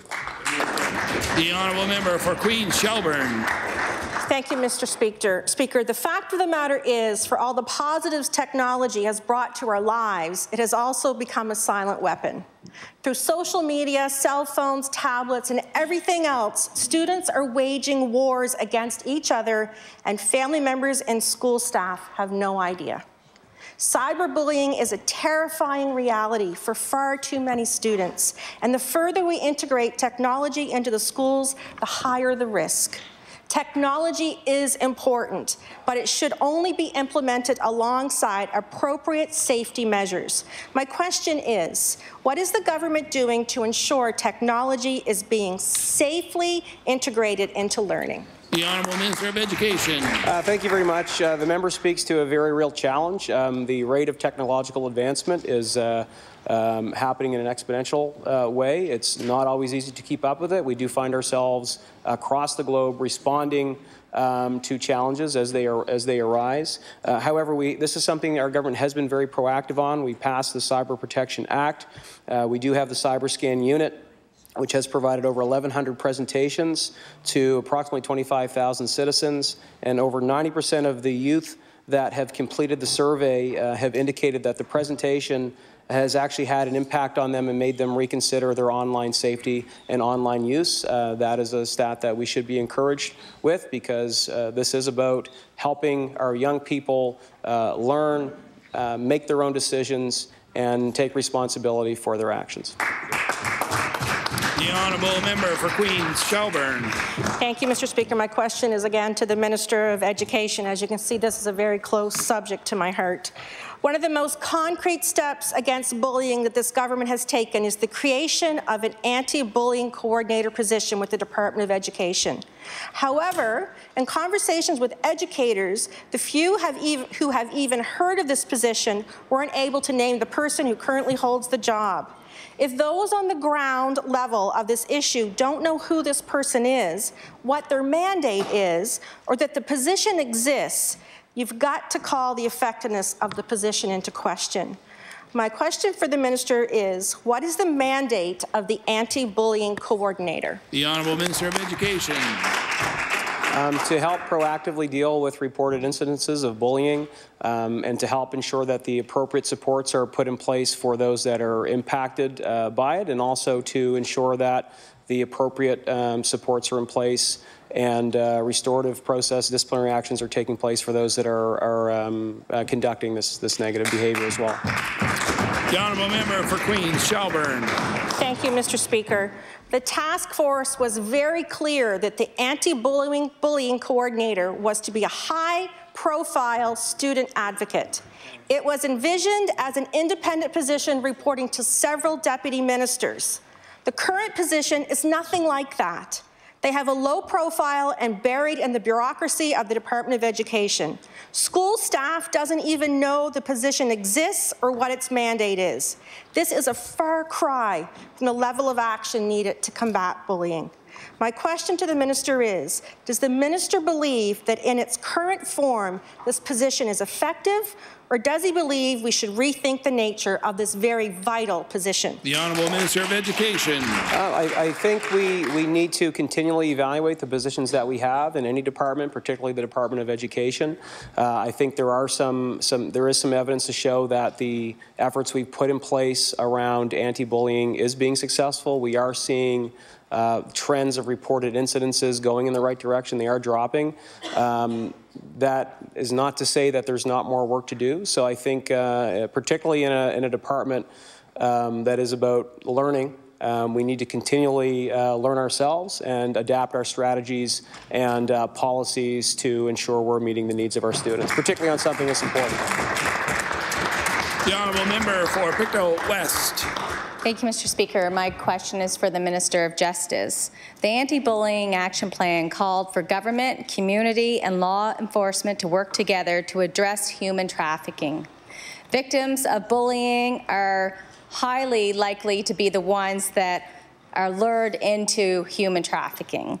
A young person who's feeling vulnerable, alone, defenseless, and just wants to get away from the ordinary life as they know it, is easily manipulated and drawn into this, this human trafficking, and it's a very scary time for them. So my question is, can the minister confirm that the measures called for the 2012 action plan have in fact been implemented? The Honourable Minister of Justice. Thank you, Mr. Speaker. As my colleague mentioned earlier in previous questions, the creation of the cyber scan unit is education specific and supports to our young people.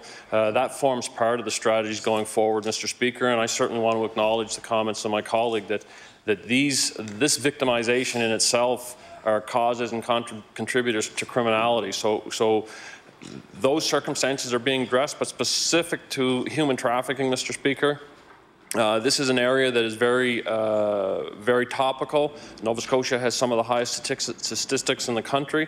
We are working presently with our federal government and looking forward to an announcement in the very near future.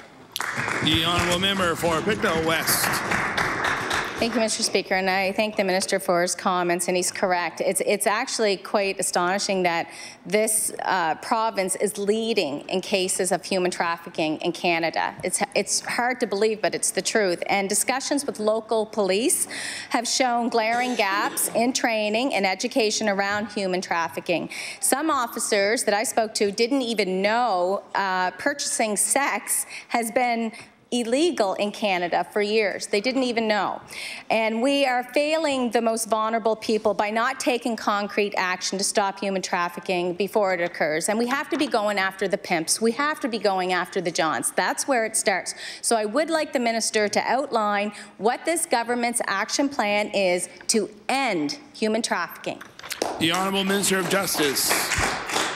Thank you, Mr. Speaker, and I thank my colleague for the question. I think we would be naive to think that we will end this major and serious issue, Mr. Speaker, but I want to commit to my colleague and all members of this legislature that we are committed to addressing human trafficking. As I indicated earlier, Mr. Speaker, we're working very closely with our federal partners on this. There are existing resources in the province, both integrated units between the Halifax Regional Police and the RCMP, as well as standalone positions. Mr. Speaker, our commitment will be demonstrated in the very near future with an announcement with the federal government. The Honourable Member for Dartmouth North. Mr. Speaker, my question is for the Minister of Transportation and Infrastructure Renewal. This will be the third estimates process where I will be talking to the Minister about the extremely dangerous Lancaster intersection where Highway 118 turns into Woodland Avenue. Mr. Speaker, last fall I was told that the department was going to measure traffic and we've heard no report. There was a study done again this winter, but I still haven't heard any results. This has been on the department's radar for longer than the 2 years that I've been here, and still nothing is happening with the intersection. While traffic is heavy, accidents are common, and the community feels unsafe. Mr. Speaker, I'd like to ask the Minister, after all of the studies and talk, what are the delays in fixing the Lancaster intersection? The Honourable Minister of Transportation. Thank you very much, Mr. Speaker, and thank the member for the question. Rest assured that we are reviewing that. We have a great partnership with HRM in that instance. There are discussions about how the intersection might look if a transfer of that intersection was made, and I'd be more than happy to share the latest results of the traffic reviews with the member. Thank you. The Honourable Member for Dartmouth North. Thank you. I appreciate that answer, although I feel like I've been hearing that answer for many, many months. My community hasn't heard anything from the department and is feeling frustrated and angry that this seems to barely register on the province's radar. This is the busiest corridor in Dartmouth. The lights do nothing to slow traffic coming in off the highway. Parents are afraid to let their children cross the street to get to Creighton Park Elementary, and a 4-year period saw 60 traffic collisions. HRM Councillor Sam Austin has made the apt observation that a roundabout would be a traffic calming strategy, as the minister has alluded to, and the city is willing to do it if the province would just give over the land to the city with a little bit of a bonus package to help them get it done. When I left estimates last year, my understanding was that that was the route the province was ready to go down. Mr. Speaker, when does the minister plan on following through with this plan? The Honourable Minister of Transportation. Thank you very much. And discussions around such a transfer and a reconfiguration of that intersection are ongoing. Thank you. The Honourable Member for Pictou West. Thank you very much, Mr. Speaker. My question is for the Minister of Community Services. Last May, a national survey by Plan International Canada found that 70% of Canadian women ages 18 to 25 have missed school, work, social events because of their period. And I will table that survey. 1/3 of Canadian women under 25 struggled to afford menstrual hygiene products to manage their periods. No matter the strides that we are taking for gender equality, this will always be a cost that women bear the burden of. So my question for the minister is, what current action is being taken to make this natural part of a woman's life more affordable? The Honourable Minister of Community Services. I want to thank the honourable member for the question. There is no doubt about it that probably every woman in this room has at one time or another been caught unprepared. And for most of us, we just go out and buy something. The fact of the matter is there are some people who cannot do that, Mr. Speaker, and that's why one of the pilot projects that's underway right now in our Building Vibrant Communities program is in fact looking at one option for making sure that products get out to women who may be in need. It's a program that's underway in Sheet Harbour, and we're in the process now of looking at the results of that. There are a number of other different ways that that can be delivered as well, and so we're looking at what's the best way. Thank you. The honourable member for Pictou West. Thank you, and I thank the minister for her concern and attention to this, because it's important for us all to remember in this is that menstrual hygiene products are not a luxury. They are a necessity.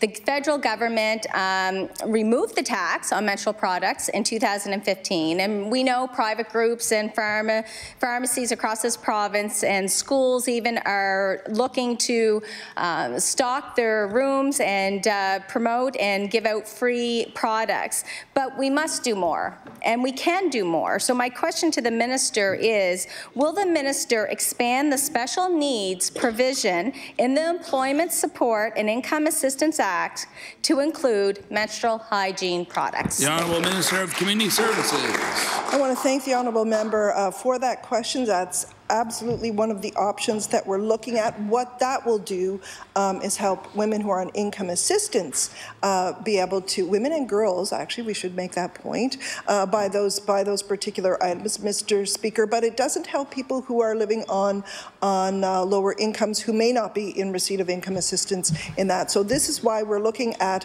what is the best way to meet the most people. I would also be remiss, Mr. Speaker, if I did not give a shout out to our colleagues in the NDP who, when they were in government, Mr. Speaker, removed the provincial portion of the tax off of sanitary products as well. The Honourable Member for Dartmouth East. Thank you, Mr. Speaker. My question is for the Minister of Justice. When the government commissioned the There's No App for That report on bullying, it took a progressive first step into ending bullying.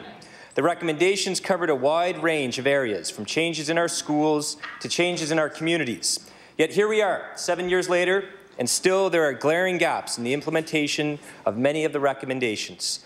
My question for the Minister, is the government still planning to implement the recommendations in this report? The Honourable Minister of Justice.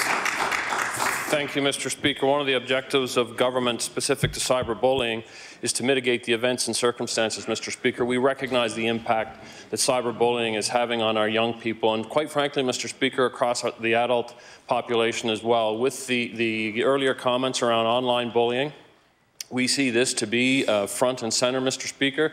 As has been mentioned in this legislature, the creation of the Cyber Protection Act and the Cyber Protection Unit is addressing some of that, Mr. Speaker. But I want to acknowledge here, and we're prepared as a government, we'll continue to work towards addressing this broader issue.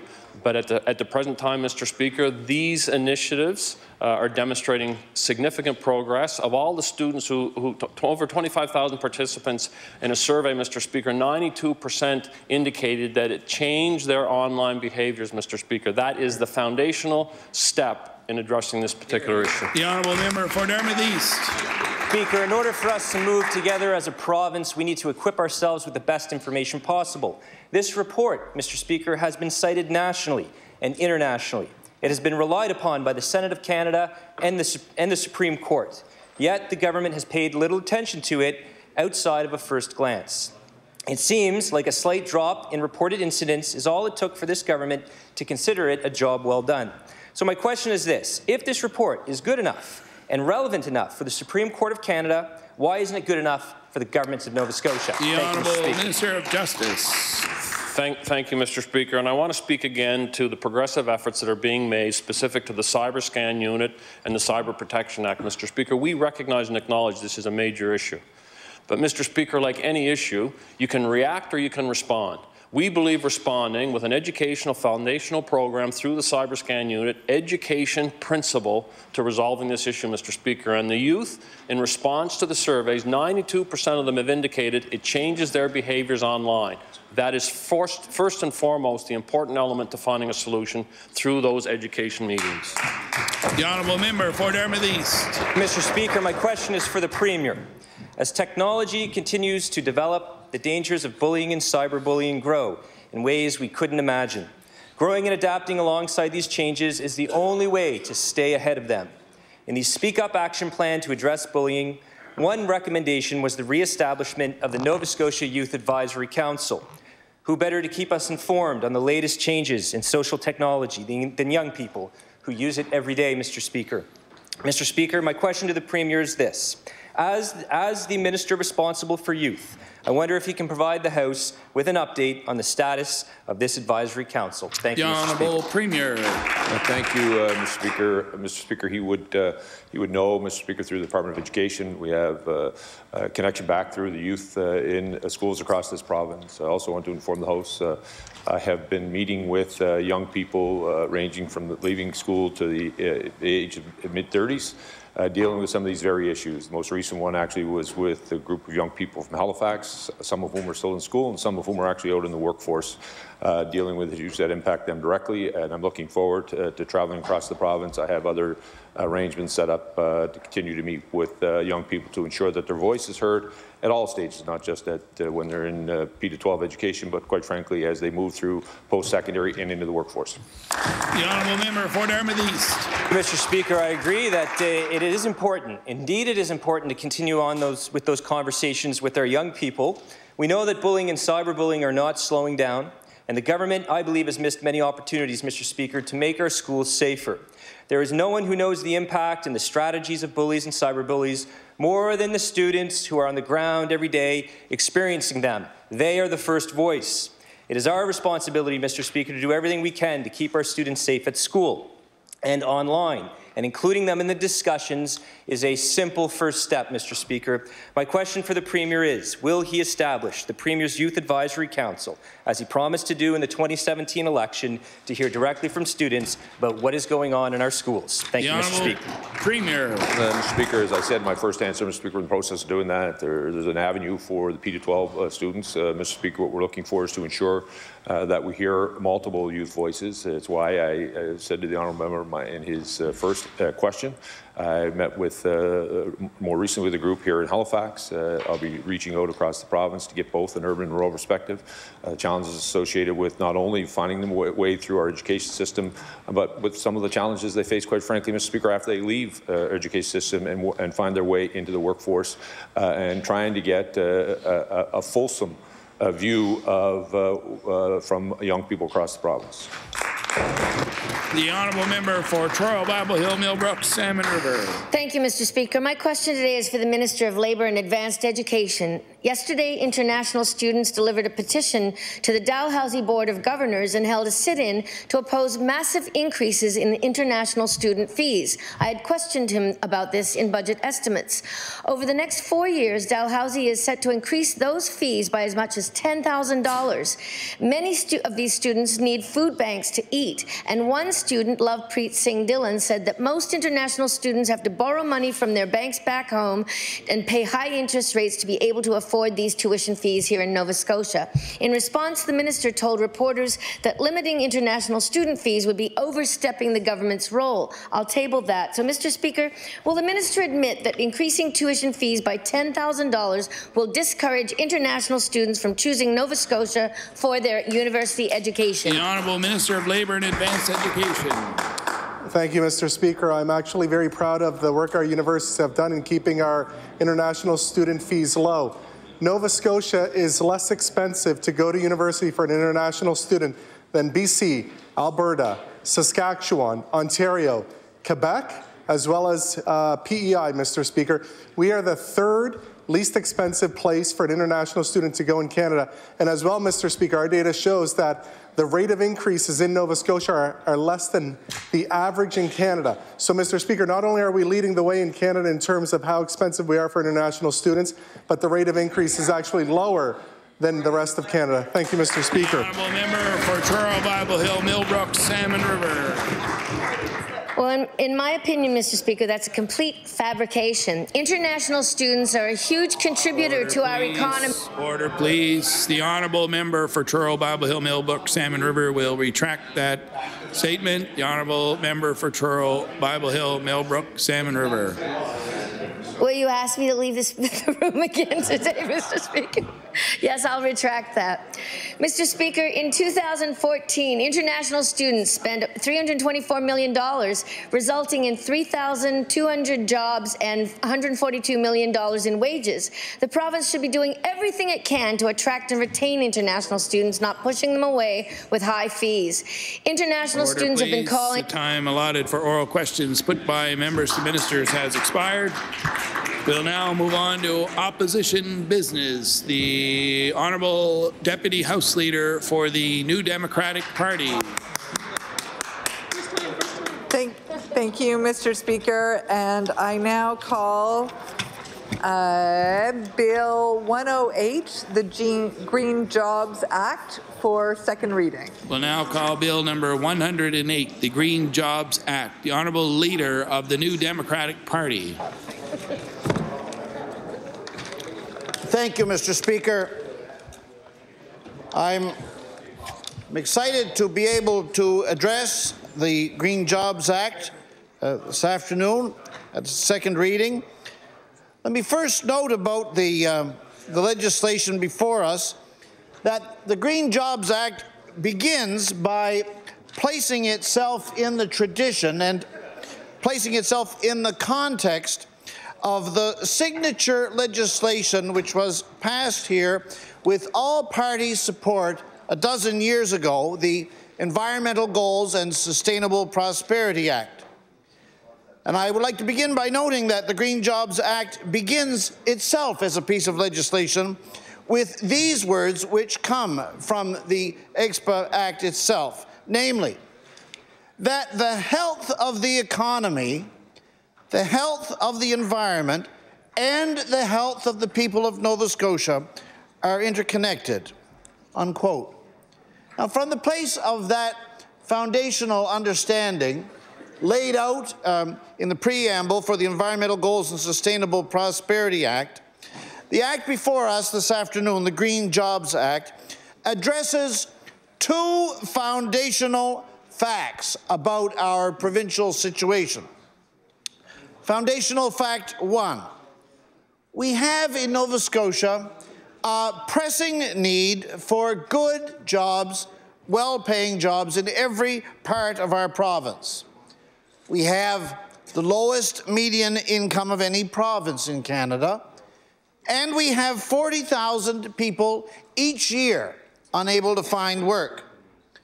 Statistics Canada's population and employment data for March indicate that our province, although we have only 2.6% of the population of Canada, nevertheless at the moment account for 6% of the population in receipt of EI benefits in the whole country. That's foundational fact one. We have a pressing need in our economy for good, well-paying jobs. Foundational fact two, addressed in the Green Jobs Act. Simply, we face a climate emergency. There are so many fronts in Nova Scotia on which we confront this truth. We confront it at the level of floods, we confront it at the level of drought, we confront it at the level of variability in vulnerabilities in agriculture, we confront it at the level of extreme weather in a whole series of forms. Certainly we confront it on the front of sea level. And this is a dimension of the climate emergency which we in Nova Scotia ought well to have top of mind.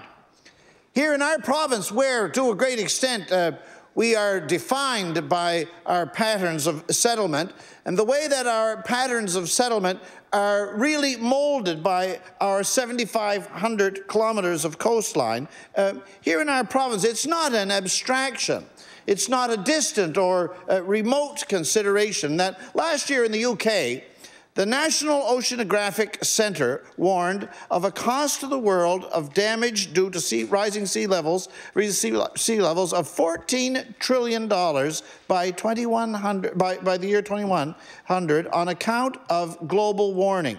So we can think in our own experience of places, Queensland, Lawrencetown, East Chesapeake. Certainly we can think of the Isthmus of Chignecto, and there are many other Nova Scotia names that in the last couple of years, from the point of view of damage and concern related to sea level, come to mind. Now, the UN's intergovernmental panel on climate change, the special report on global warming, which burst on the consciousness of the world last October, established that limiting global warming to 1.5 degrees Celsius is something that is possible, that it requires, however, greenhouse gas emissions to be reduced to net zero by the year 2050, and that reducing greenhouse gas emissions to net zero by 2050, the goal which is consistent with the pathway to maintaining global warming within 1.5 degrees Celsius, that this is something that requires, in the view of the many scientific authors of the UN's report, something that requires rapid and far-reaching government action in the upcoming decade. And also, the authors of the UN report underline and indicate many, many different forms. And also, it requires not just government action, but that this government action has the capacity to create unprecedented economic development and prosperity.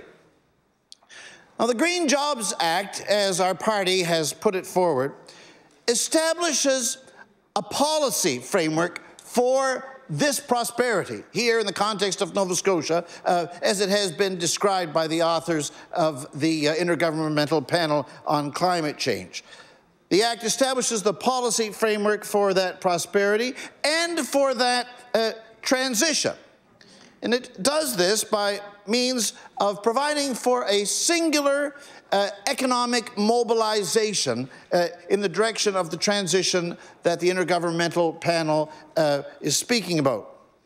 Therefore, we have the purpose of the Green Jobs Act, which is stated in its Clause 2, I quote, its purpose is to make an ambitious economic mobilization plan for the province that will create good green jobs, promote economic fairness, and improve the quality of life enjoyed by everyday Nova Scotians while reducing the province's greenhouse gas emissions to at least 50% below 1990 levels by 2030 and achieving net zero emissions by 2050, unquote.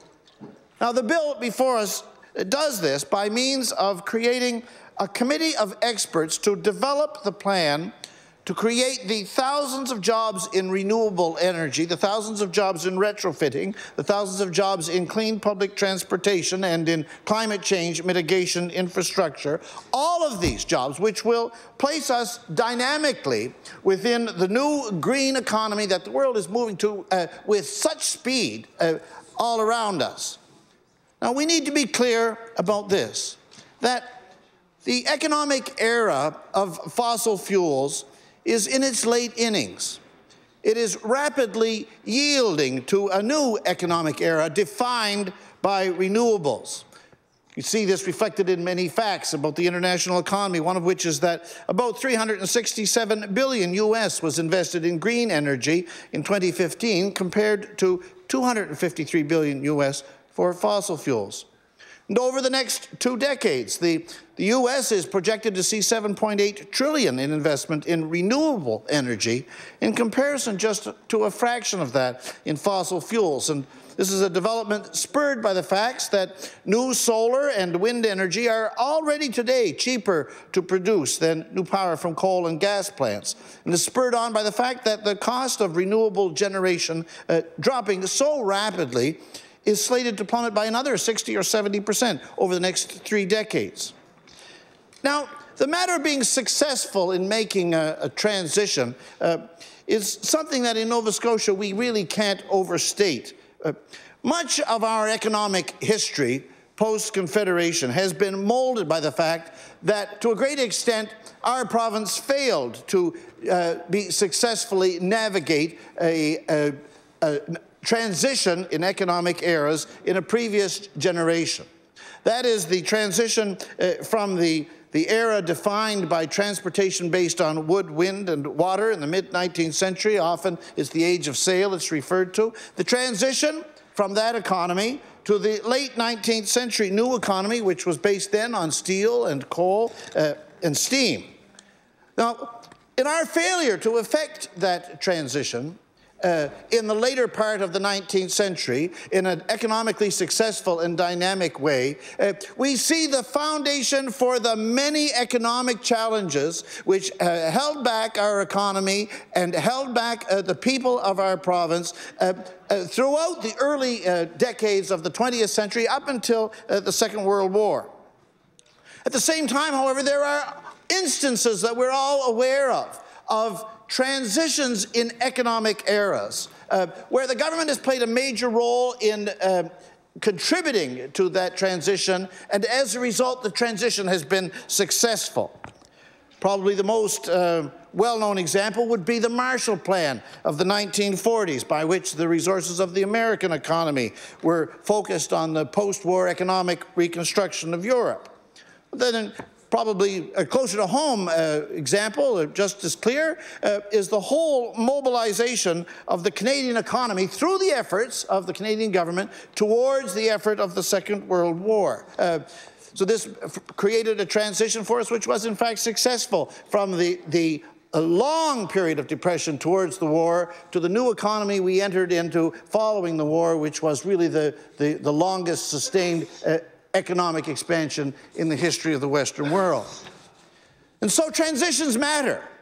And government's leadership in making the move from one period of economic transition to another is very important. And therefore, the Liberal government's failure to provide the leadership required for this current transition from the era of fossil fuels to the era of renewables exploding all around us, the Liberal government's failure to provide the leadership as we move into this current transition is a matter of growing and great concern. I want to say this with precision. The Liberals' advocacy for oil and gas drilling in marine protected areas is entirely inconsistent with the target of maintaining global warming within a limit of 1.5 degrees. It is inconsistent with that goal. So is inconsistent with what the UN calls the favorite word in that landmark October 18 study, pathway. So inconsistent. Also inconsistent with the pathway of containing global warming within 1.5 degrees Celsius is proceeding with the current $11 million public investment we have in Nova Scotia in drilling-related mapping. Also inconsistent, as that $11 million investment is, as providing for oil and gas drilling in marine protected areas, so also inconsistent with a pathway towards net zero by 2050, inconsistent with the pathway towards containing global warming to 1.5 degrees Celsius, is the government's emissions reduction target of only 45 to 50% below 2005 levels by 2030. Nor is it at all encouraging, Mr. Speaker, that this government faces an official Conservative opposition on the basis of whose contributions to the discussion of this subject in recent months, we ought to be able to conclude that their view is that the public discussion on these issues should provide more room for things like fracking or for uranium exploration. Something entirely different from this is what is required. Rather and this is the transition that the Green Jobs Act provides for. The Green Economy Network has calculated that over 30,000 jobs can be created in just 5 years through a major Marshall Plan level investment in renewable energy, energy efficiency, and clean public transit. Our own Efficiency Nova Scotia, established in 2009 by the NDP, has already created 1,400 jobs and has saved people in Nova Scotia $166 million annually, while cutting 840,000 tons of carbon pollution per year. It is not, I would like to say in conclusion, Mr. Speaker, a question of whether or not we in our province can afford to invest in this transition, because a New Deal, a Green New Deal, is not a drain on our economy. As we make this transition and marshal our resources to doing it successfully, a Green New Deal is a gain. Every dollar spent on energy efficiency generates $7 of GDP, and every expansion of employment expands government taxation income. It's not a question of capacity. We have that, Mr. Speaker. It is rather a question of government commitment. Thank you. The Honourable Minister of Mines, Energy and Mines. Thank you, Mr. Speaker, and I'm honoured to rise my place to provide comments on the bill and act respecting green jobs. I want to thank the Leader of the NDP for his comments on this topic, and look forward to the comments from my colleague from Sackville Beaverbank from the PCs. And it is a very important issue for all of us. You know, if you look at the Act itself that's been drafted here, it references 2007, and it's true. This has been a conversation for successive governments for a long time. And I've said this in previous comments that we all deserve a bit of credit as parties in this House and as representatives who have formed governments over the years, that Nova Scotians for a very long time have told their government that the environment is important to them, that we need to do our part to be national and international leaders in reducing our carbon footprint, and Nova Scotians have stepped up to the plate, and governments continue to do so. I have the honour of representing the Department of Energy and Mines, but I know that there's great work that is done by the staff in my department, in the Department of Environment, Lands and Forestries, Municipal Affairs, and the work that's done around green jobs is important, and there's a lot of work being done by staff within government. So I want to recognize them for the work that they do for Nova Scotians on a daily basis. And Nova Scotia, when it comes to the green jobs, the member mentioned Efficiency One. They do tremendous work across the province, and as the Leader of the NDP referenced, they create employment all over Nova Scotia. Particularly in rural areas of Nova Scotia. Some numbers have been cited here in the House multiple times. 1,400 jobs have been created through the efficiency programs that we provide as a government to Nova Scotians. It's saving $180 million a year on energy bills for residents in communities across the province, and this is outstanding work. You know, this continues to grow annually. The numbers that are involved in the efficiency side and the home efficiency side and the commercial efficiency side, we've seen 700 applications for the solar program. There's actually more applications in the system now than there is solar across the province. So that is a significant message that is being sent, that Nova Scotians are wanting these options. As a result of that, immediately 60 new staff had to be hired to look at across the province to look at what those solar programs mean and the implementation. So we continue to see growth in the jobs that we provide to Nova Scotians in the sector.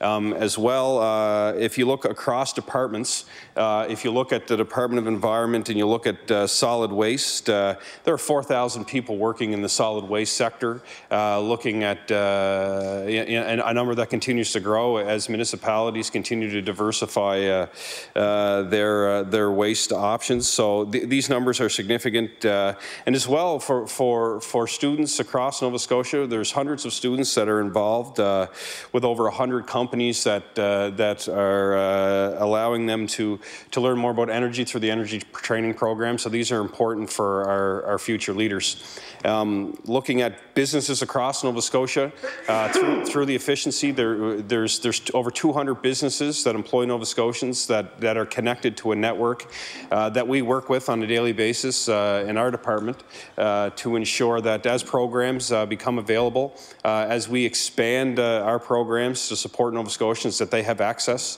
to training and the information needed so they can expand their businesses, they can hire more Nova Scotians, and ultimately be successful as new leaders in green energy and in creating green jobs. As a government, we're going to continue to diversify the programs that we offer. We've seen that this year alone, and looking at expanding our efficiency programs into First Nations communities, and that's been big. That's been great news across the province. We've had over 2,000 installs in Mi'kmaq communities across the province. We now have Mi'kmaq communities stepping forward, looking to start their own businesses in energy efficiency. We work closely with them, and it's been very successful. So to those communities, I congratulate them for stepping forward. to support their communities and to support entrepreneurship and economic development. I also have the privilege of seeing the work done and the millions of dollars invested in the potential of the Bay of Fundy and what the tidal sector potentially could mean for Nova Scotia. We've seen major investments from our federal partners to support companies who are looking at their designs and their innovation to support tidal technology. Millions of dollars is being spent in rural Nova Scotia supporting vendors and supporting other skill sets to support what could be one of the greatest legacies Nova Scotia could provide to the world is in the power of their tides. So we continue to work with them. Investments continue to be made by all levels of government that we support on a daily basis.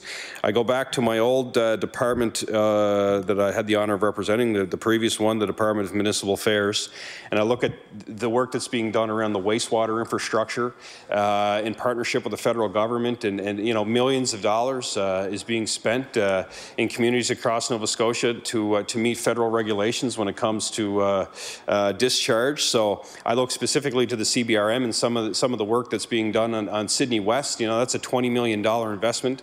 That's jobs. That's work. That's just one of many projects that will happen in Cape Breton to support you know, cleaner oceans and more green jobs. So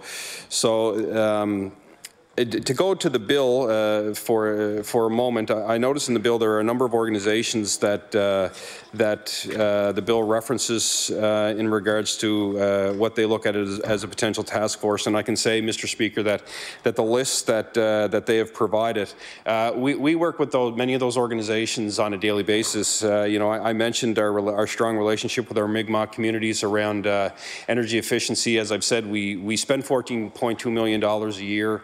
We'll spend it again this year on our home warming program, expanding that into Mi'kmaq communities, expanding that into rentals to drive those savings down into residents who are renters. That's been significant, the work we do with Mi'kmaq communities. We're constantly working with our municipalities and how we can support programs that they want to implement, whether it's through the money that we're going to spend this year. We're going to spend $5 million on green infrastructure projects. That's allowing us to leverage an additional $7 million with the federal government. So that's going to be looking at projects in regards to electrification of transportation. That's going to be looking at active transportation options for residents. That's going to be looking at solar programs for community buildings. It's going to be looking at research into battery storage. So these are all very exciting, and these all equate to green jobs. These are millions of dollars are going to be invested across Nova Scotia to support new and innovative ways for communities to connect with one another, to move away from fossil fuels, to support the electrification of their transportation. And I have the honor of having these conversations with them every day. So very excited about the work that we're going to be doing with municipalities through the programs that we offer. We work with business organizations and other community organizations because there are other programs that we offer through our community solar programs. You know, community organizations can apply. We work with them very closely. I've had the opportunity to work with many of you about projects specific to your communities, whether they're schools or whether they're community halls, important pieces of infrastructure in municipalities. And again, these all equate to significant investments in community, which equate to green jobs. So I look again at the list. You know, when we look at our anti-poverty organizations, this is why we're making some of these changes this year to our home warming program to expand into renters. So landlords will make those energy efficient upgrades to their units and their buildings, which again equates to green jobs, which drives the savings actually into the residents who are renting. So you know, I provided a few examples there, and of course course, we always have a close relationship with Lands and Forestry and Environment to determine that if there are ways we can capitalize on our resources, which we've seen through our solid waste initiatives or have seen through our solar programs. We ensure that everything we do is ultimately about continuing to be a national leader in reducing our carbon footprint, but what it's also resulting in is jobs right across Nova Scotia that Nova Scotians are now taking specific training for to complete those tasks, and as well are opening businesses across our province that will drive the future, because we all agree that this is the path that we're moving towards. So, Mr. Speaker, I'll conclude here with some comments that I'm very optimistic about what we've done as a province. As I've said, Nova Scotians fundamentally want their government to be leaders in climate change. They want our government to be a national leader in reducing our carbon footprint.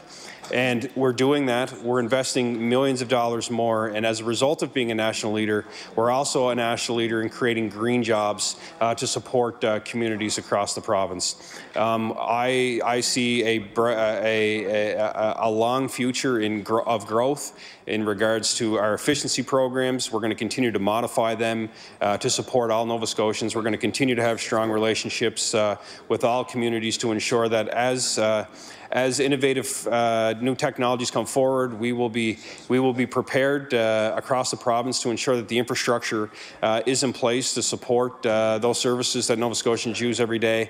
And I can say that in partnership with the federal government, you will see a significant amount of green infrastructure projects that come forward that are going to make our communities better places to live, but are going to create significant employment opportunities in our communities. So, Mr. Speaker, honored to rise in my place to offer a few comments for this debate.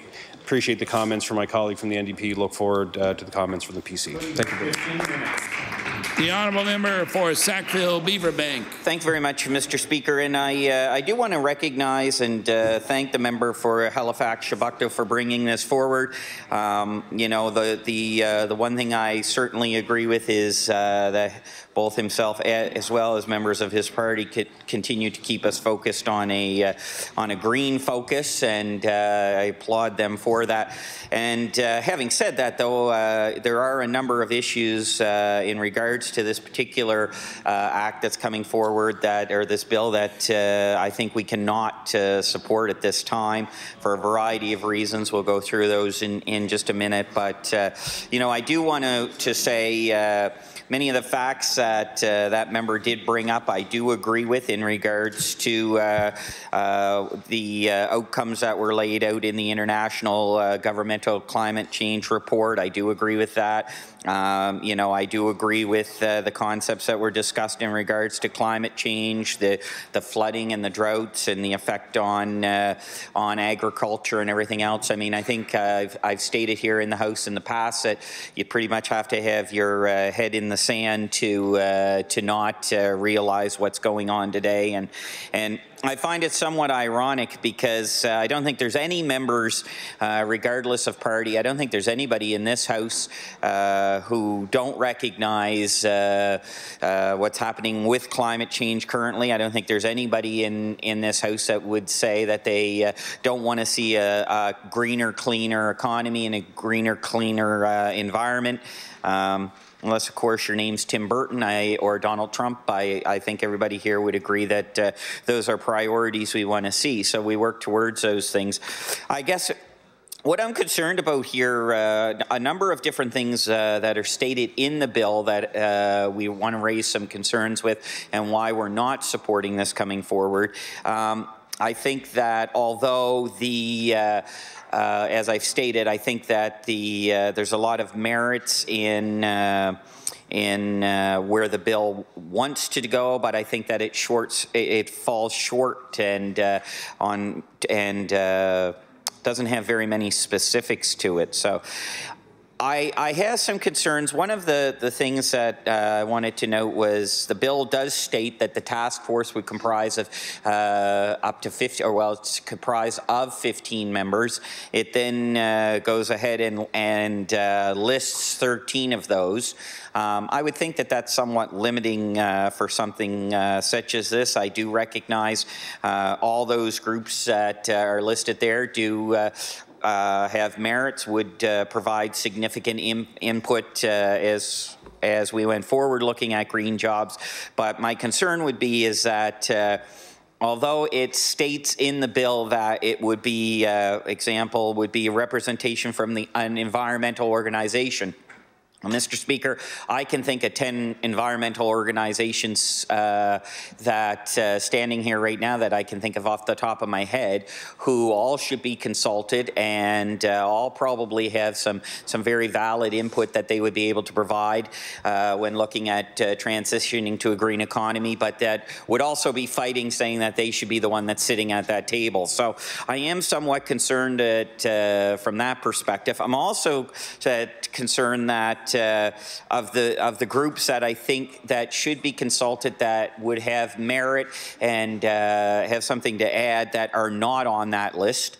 I think that we do have to recognize, although our goals are to hopefully move to a greener economy, currently we are still an economy that is based on fossil fuels, and I think that part of that transitioning to a greener and cleaner economy is going to be done in consultation and conjunction with somewhat with the existing infrastructure and you know, certainly we don't want to see people who are currently in the coal industry or the oil and gas industry, and all of a sudden they haven't been able to make that transition. And I do think moving to a greener economy and green jobs, I do think there is a role for fossil fuel organizations and industry to play as we move forward to that, whether it's redefinition in I think it's in Germany right now. There's a company, their name is Sono, S-O-N-O, Sono, I guess, and they're currently manufacturing the first totally solar-powered vehicle. It actually has solar panels on the roof and on the front and on the truck and trunk and everything else. It's an electric car that is powered 100% totally by solar. And so I think, you know, we are seeing where economies are starting to change. There is some creative initiatives that are coming out, and we certainly see that as carbon taxes, cap and trades, and other things are put on residents of Canada, people are looking at more greener and more cost-effective alternatives. And so I think you're going to see business start to drive this way as well. You know, we certainly see that in the HRM area with the installation of solar panels and the Solar City program. So I think business will eventually start pushing that as well, but to specifically leave out fossil fuels and the gas industry and you know, those, a number of the listed organizations there, although they're wonderful, organizations, their goals and their directives, their mandates are not necessarily with creating green jobs. It's not necessarily, they're not the economic movers in some case. So I think that the list that's there is somewhat narrow. We do need to broaden that. So that would be one issue that I have with that. Also, I find that there's one line there that really stood out to me, and it's in regards to excluding specifically a member of the public service. And you know, my interpretation of the public service has always been somebody who's a government employee. And you know, one of the things that, although there have been many times in my political career where I'm on an opposite end of something that a government employee suggests or feels, I do recognize recognize the expertise that they bring forward and the hard work that they bring forward. And I think that to identify a number of different groups and then specifically say that we are not interested in having somebody from the Public Service Commission or from the Public Service sitting on that task force, I think that that's remiss. Even if it was, as I said, even if it was in an ex officio way, I think that the expertise that staff do bring to projects like this, I don't think that that can be underestimated, and I certainly do value when staff bring forward suggestions to me. So I think that we're remiss in that. I'm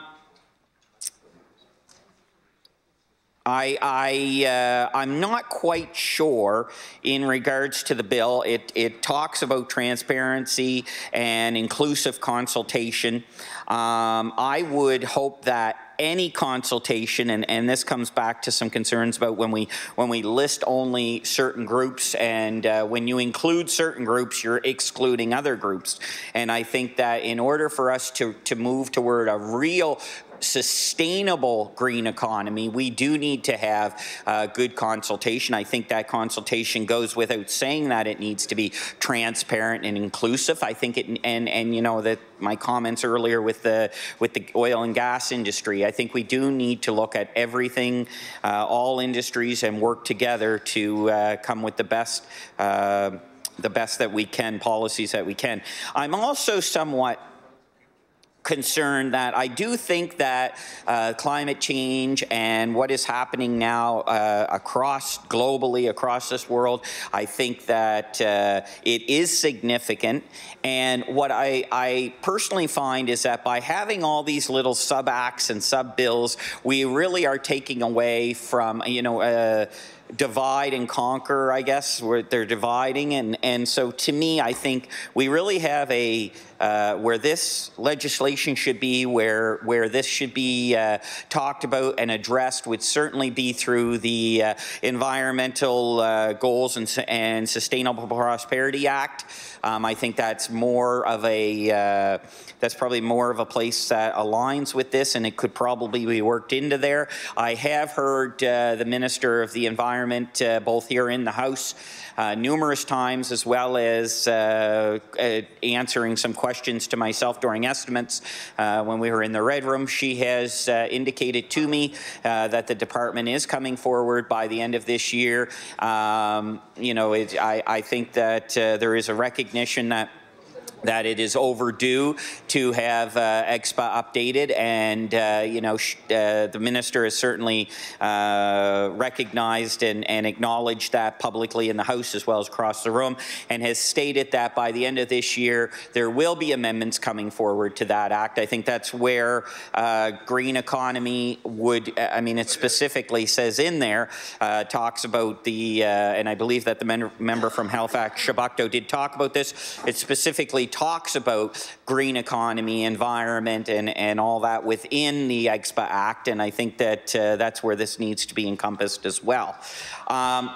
My personal wish is, because of the effect globally that carbons and global warming is having, I think it's not a one-party issue. I do believe it affects everybody, and I certainly hope that that the government extends the opportunity to the opposition parties, that before the final amendments to that Environmental Goals and Sustainable Prosperity Act, before those final amendments do come back before this House, I would encourage and hope that the Minister of Environment and the Department reach out to the opposition parties and ask us what our opinion is, to make sure that if we have concerns, that perhaps they can be encapsulated in that final draft, because I think that, similarly to when it was brought before the House initially, it would be very, nice to see. I think it would say a lot if all parties in the House were able to get behind that act like they did a number of years ago when it was initially introduced in the House. So with those comments, Mr. Speaker, I do thank everybody for the indulgence. I would suggest both to any member in this House, you know, one of the things that has served me well since taking my seat here is getting up often and walking over, if I have a concern about something, walking over and addressing it with a member across the way. And although sometimes we don't agree, it's funny how many times we're able to get something started or ensure something is looked at. And so I certainly hope when EXPA comes forward that we'll have an opportunity to do the same thing at that point in time. So with that, I'll take my seat, and thank you very much, Mr. Speaker. The honourable member for Truro, Babel Hill, Millbrook, Salmon River. Thank you, Mr. Speaker. On March 15th, we witnessed a pivotal moment around the globe.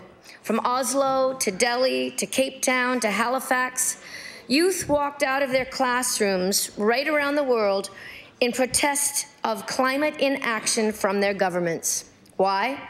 Because the youth of today recognize that there is, in fact, a climate change crisis going on, and it is not being addressed quickly enough.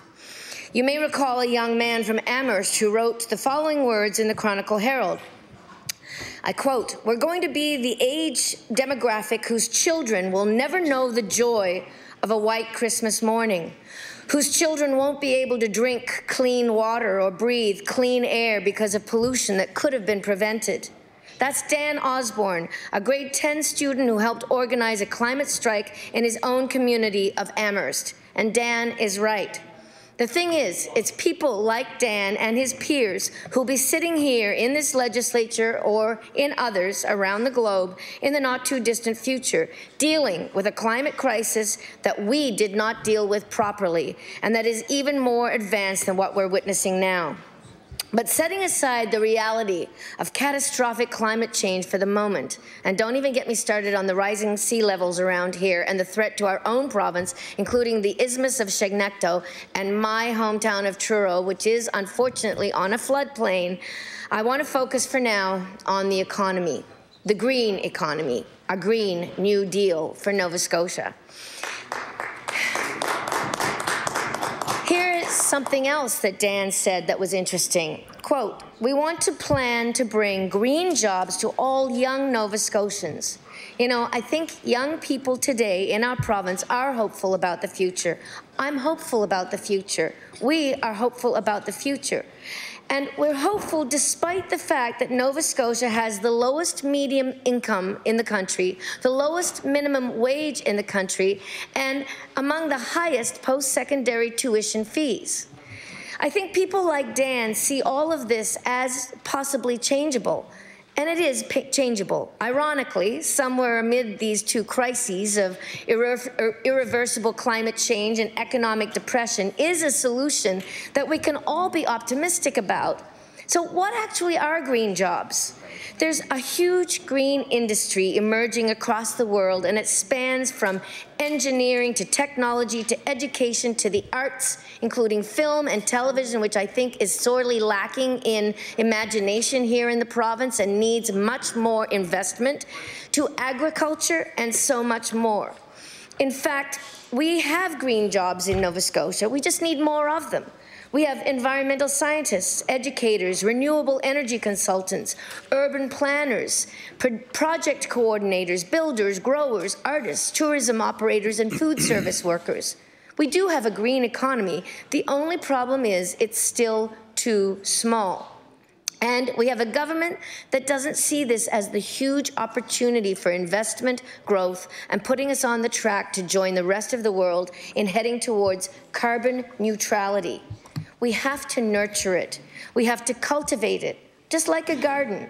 We don't have to wring our hands in despair when we look at our poor little province. What's going to sink us first, rising sea levels or low wages? No, no, thank you. There is a way forward, and it's called green jobs, a Green New Deal.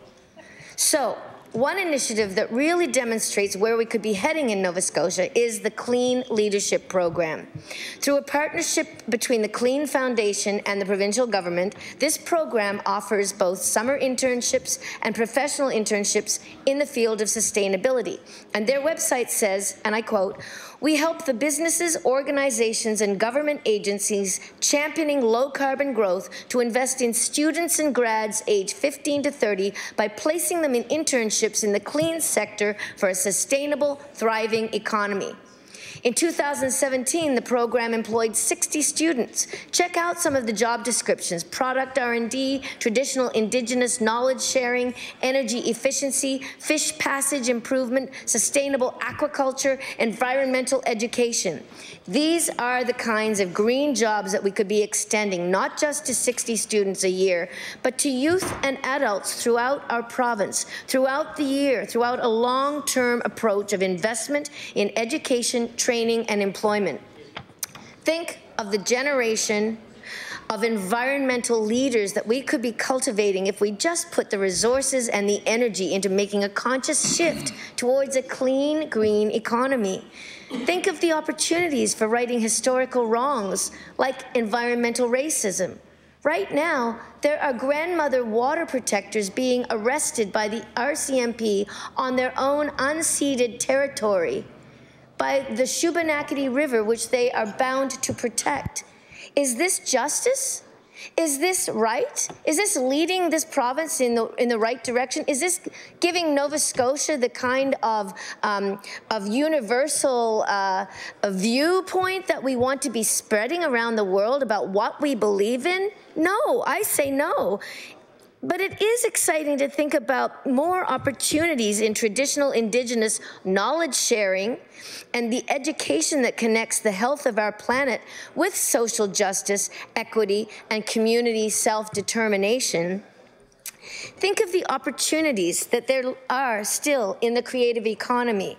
And I'll tell you right now, the First Nations people are wonderful at this. This is part of their culture. Their dancing, their basket weaving, their beautiful regalia, their beading, their jewelry, their storytelling, their stories, their art. I know many, many artists, First Nations artists, whose works are not known in this province, but they're better known outside this province, and that's a sad statement of affairs. I lived in Vancouver for many years, and there the artists were well known. They were famous. Their works adorned many of the street posts, the lamps. They were hanging from them, so that when you drove in from the airport, they were the first thing that you would see. All that beautiful Haida art. But where is that here in Nova Scotia? We're not supporting them, and we're not pushing it as much as we could be and we should be. Think of the opportunities for young Nova Scotians who want to get involved in sustainable forestry, in sustainable fishing, and local sustainable food production. Silviculture is another place where many First Nations young people would like to work, and I'm glad to see that finally we are starting to do something more about silviculture, but we need to press on the Forestry Association that in fact silviculture is the way forward, not spraying with glyphosate spray and other herbicides that could be, and in fact most likely are, cancerous and are causing many illnesses and cancers in our province today. And clear cutting. Why do we need to clear cut when there are other ways that have been done in sustainable forest fashion in many other countries, and we need to be doing more of that here in Nova Scotia? Consider what organizations like the Pan-Cape Breton Food Hub Co-op could accomplish with some government stimulus, how producers across Cape Breton Island and across all regions would benefit from a framework that encouraged and promoted their efforts. In Colchester County, where I live, there's an abundance of agricultural activity and incredible potential for sustainable rural economic development.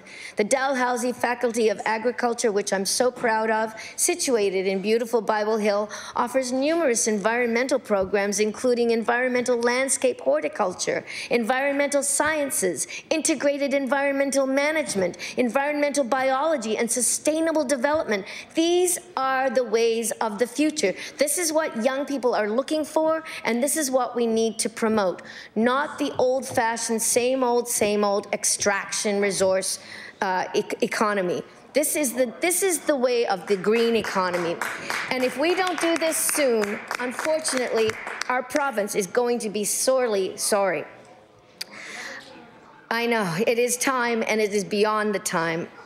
Imagine that if we could ensure that the students graduating from these programs could find jobs right here in Nova Scotia. The government's always talking about going from university to jobs, so let's create those jobs, those green jobs for them, so that they can work in our communities to develop homegrown solutions to the climate crisis and build that green economy that I think all of us in this House could agree is a future worth working towards.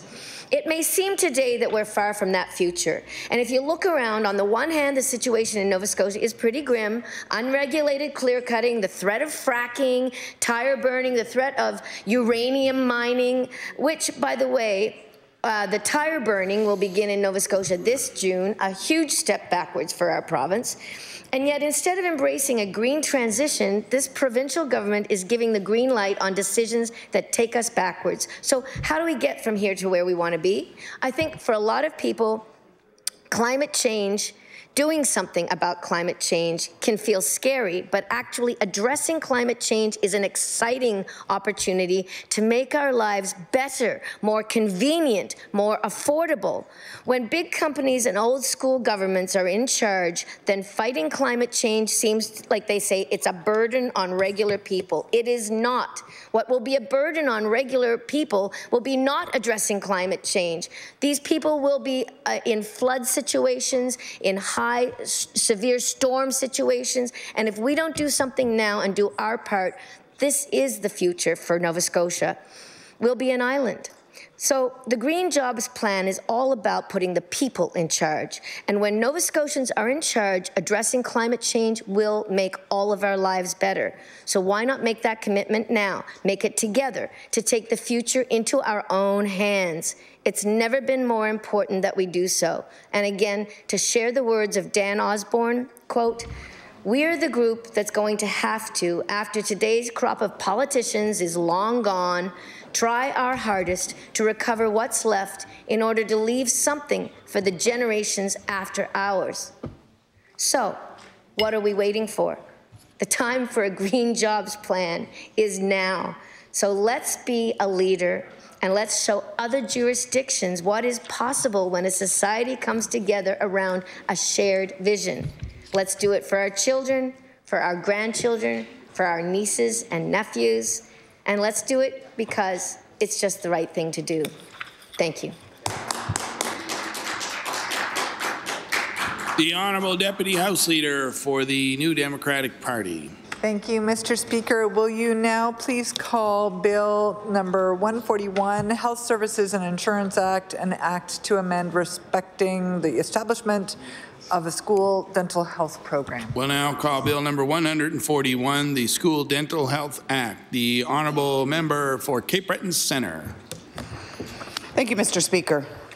I'm pleased and proud today to rise to speak to Bill 141, which provides for a universal public dental hygiene program for all primary and secondary school students in Nova Scotia. Cavities are the most common childhood infectious disease. They can cause significant pain and infection and disrupt eating, sleeping, proper growth, ability to socialize, concentrate, and learn. Tooth decay can seriously compromise a child's overall health. Over 500 children are currently waiting for a consultation or treatment of a dental issue at the IWK. Almost 30% of all surgical time at the IWK is dedicated to the treatment of dental disease. 36% of children in Nova Scotia have cavities by the age of 6. 2.26 million school days are missed each year in Canada due to dental-related illnesses. A school-based oral health program for all children registered in public schools, and including high schools, could go a long way toward improving the oral health of Nova Scotians. It would immediately ease the burden on parents of getting children to and from appointments and would standardize the frequency with which kids get access to preventative oral health care, helping to address health inequalities. A school-based program would not require the elimination of the children's oral health program. Kids could still see a dentist for an annual checkup, but providing these services in schools would ensure that all kids get the preventative care that they're entitled to and improve the rate at which kids see a dentist on an annual basis. Dental hygienists, Mr. Speaker, in Nova Scotia are also authorized to provide care in public health settings without being under the supervision of a dentist, making this approach to getting kids' teeth cleaned more cost-effective. While we currently have some support for children's oral health in Nova Scotia, it's clear that many families still face barriers to getting good oral health care for their kids. The uptake on the existing children's oral health program has typically been under 50% of eligible children. The program includes coverage for basic treatment, 1 routine exam, 1 fluoride application, 2 routine x-rays, and in addition, 1 preventative service per year, such as scaling, as well as molar sealants, fillings, and medically required extractions. However, if any additional services are received throughout the year, these are not covered by the program, and the dentist may charge the client at their own rate. Children are eligible for this coverage up until their 14th birthday. Studies of similar programs in other provinces show that when parents don't know the scope of a program, like the COHP, they may not bring their children to the dentist for fear of out-of-pocket expenses that they just can't afford. Research in other jurisdictions has shown that school-based programs are very effective in improving oral health and helping students to overcome barriers to getting oral health care because the service meets the child where they are, rather than requiring the child to get to an appointment somewhere else. Mr. Speaker, most other jurisdictions in Canada provide oral health care to children through allowing private dental clinics to bill the provincial insurance for specified services. However, it always hasn't been that way. Before 1974, when the precursor to today's program of privately delivered but publicly funded children's oral health program began, the province provided dental health services to rural areas through a team of salaried dental hygienists and dentists. The teams would travel to public spaces in rural areas to ensure that neither geography nor income prevented kids from getting their teeth cleaned, and it worked. In the 70s and 80s, Saskatchewan had a school-based preventative program that parents loved. During its 13 years of existence, the school-based program achieved significant success in providing necessary dental care for children. It was cancelled in 1987 by the newly elected provincial Conservative government, which was not supportive of such social programs. Right now, the Yukon is the only jurisdiction in Canada with a school-based dental program. It's available to all students from kindergarten to grade 8 and to students from kindergarten to grade 12 who live in communities without a resident dentist. Services include dental examinations, x-rays, oral hygiene, instruction, cleaning, scaling, fluoride application, and sealants. Initial examinations are conducted by dentists who complete recall exams every 2 years. In alternate years, the exam is conducted by a dental therapist or hygienist. Mr. Speaker, currently a number of U.S. schools, usually in conjunction with local health departments or community-based programs, offer oral health care services consisting of dental screening, fluoride treatments, application of fluoride varnish, and/or the application of dental sealants. The majority of these services are provided in rural schools and to children in elementary schools. School-based oral health services for older children and adolescents are not as common. Even less common are school-based clinics that offer restorative services. Mr. Speaker, over the course of the past 30 years, oral health has faded into the background in our province. Our healthcare system is focused on below-the-neck care. Optometry, dentistry, and psychological services have remained largely private in Canada. Nova Scotia's investments into public health dentistry are among the lowest in the entire country. We have a total of 14.2 full-time equivalent dental hygienists employed by the public system and no other professionals.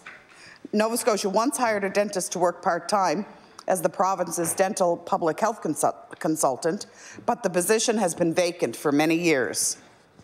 While the NDP planned to expand the children's oral health program to cover kids up to 17 by the year 2016, the Liberals halted that plan on advice from the Minister's Advisory Panel on Oral Health, who insisted that $7.8 million per year by the time it had been fully expanded, or 0.2% of the annual budget, the program was prohibitively expensive. Imagine 0.02% to prevent oral decay in children's mouths. Between 1995 and 2005, Nova Scotia was the only province in Canada whose spending on public health dentistry declined. We seem to be failing in a lot of areas lately. Extending preventative dental care to every young person in Nova Scotia is the first step to changing attitudes and approaches to funding oral health care. I hope my colleagues will join me in supporting this important bill.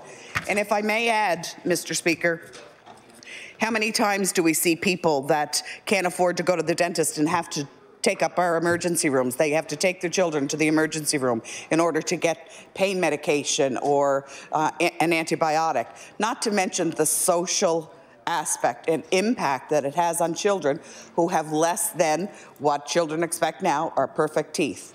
Speaking of a mother who spent $6,000 on braces and regular cleanings and checkups, I can tell you for children that don't have access to those benefits, their social well-being is severely challenged. And I would suggest that, again, this is a bill to be proactive, to invest in young Nova Scotians so that they have the confidence and the ability to be successful going forward into adulthood. Thank you. The honourable member for Halifax Atlantic. Thank you, Mr. Speaker. I wasn't expecting to stand up right away, but I appreciate the member from Cape Breton Centre. I'm sorry about that. I appreciate the member from Cape Breton Centre's comments on this bill. Obviously, our youth's dental health is extremely important. There's a few things I wanted to talk about. First of all, I think most dentists are starting to really come forward and take it upon themselves, and I want to in particular recognize a friend of mine, Amanda Dempsey, who she runs Nova Dental in Bedford. It's actually an all-female clinic, yes, it's an all-female clinic, and she does a fantastic job. And she has, on several occasions, opened up her clinic to allow for free cleanings, free dental work.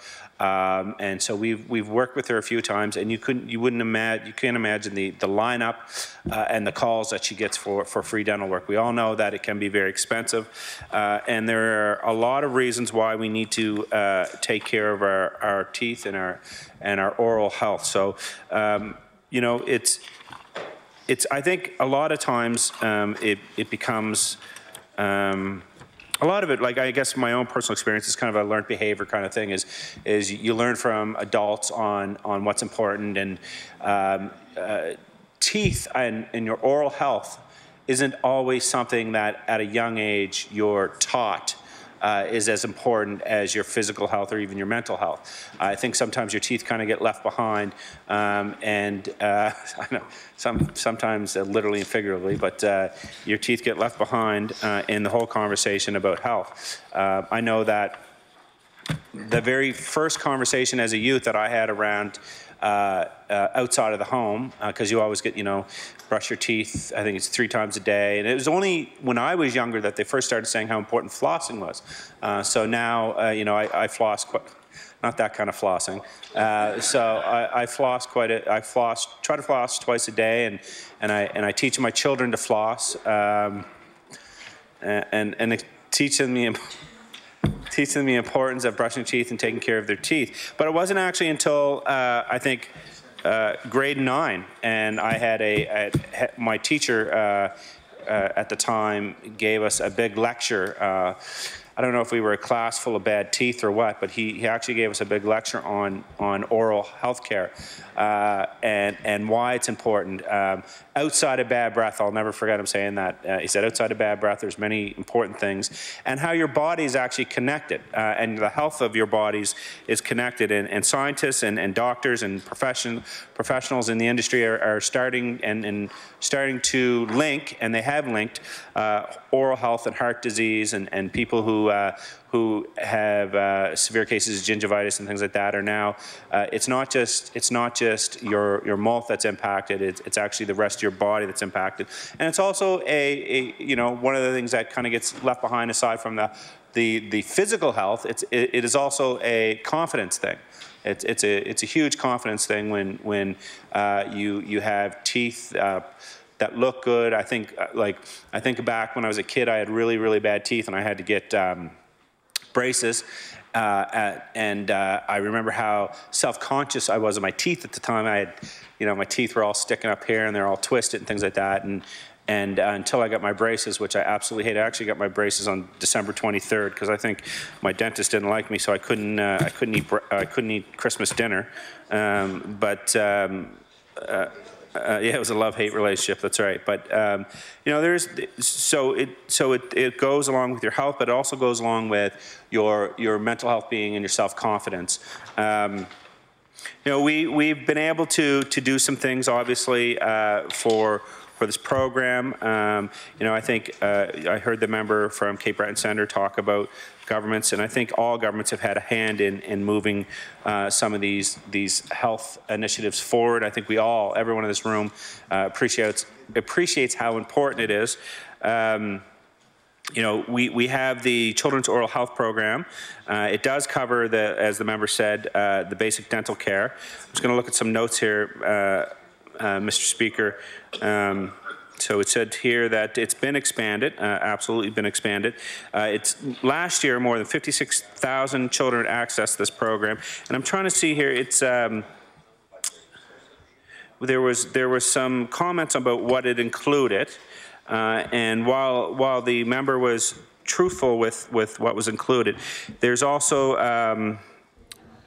part of the program is especially when it comes to, sorry, I'm all over the place with my notes.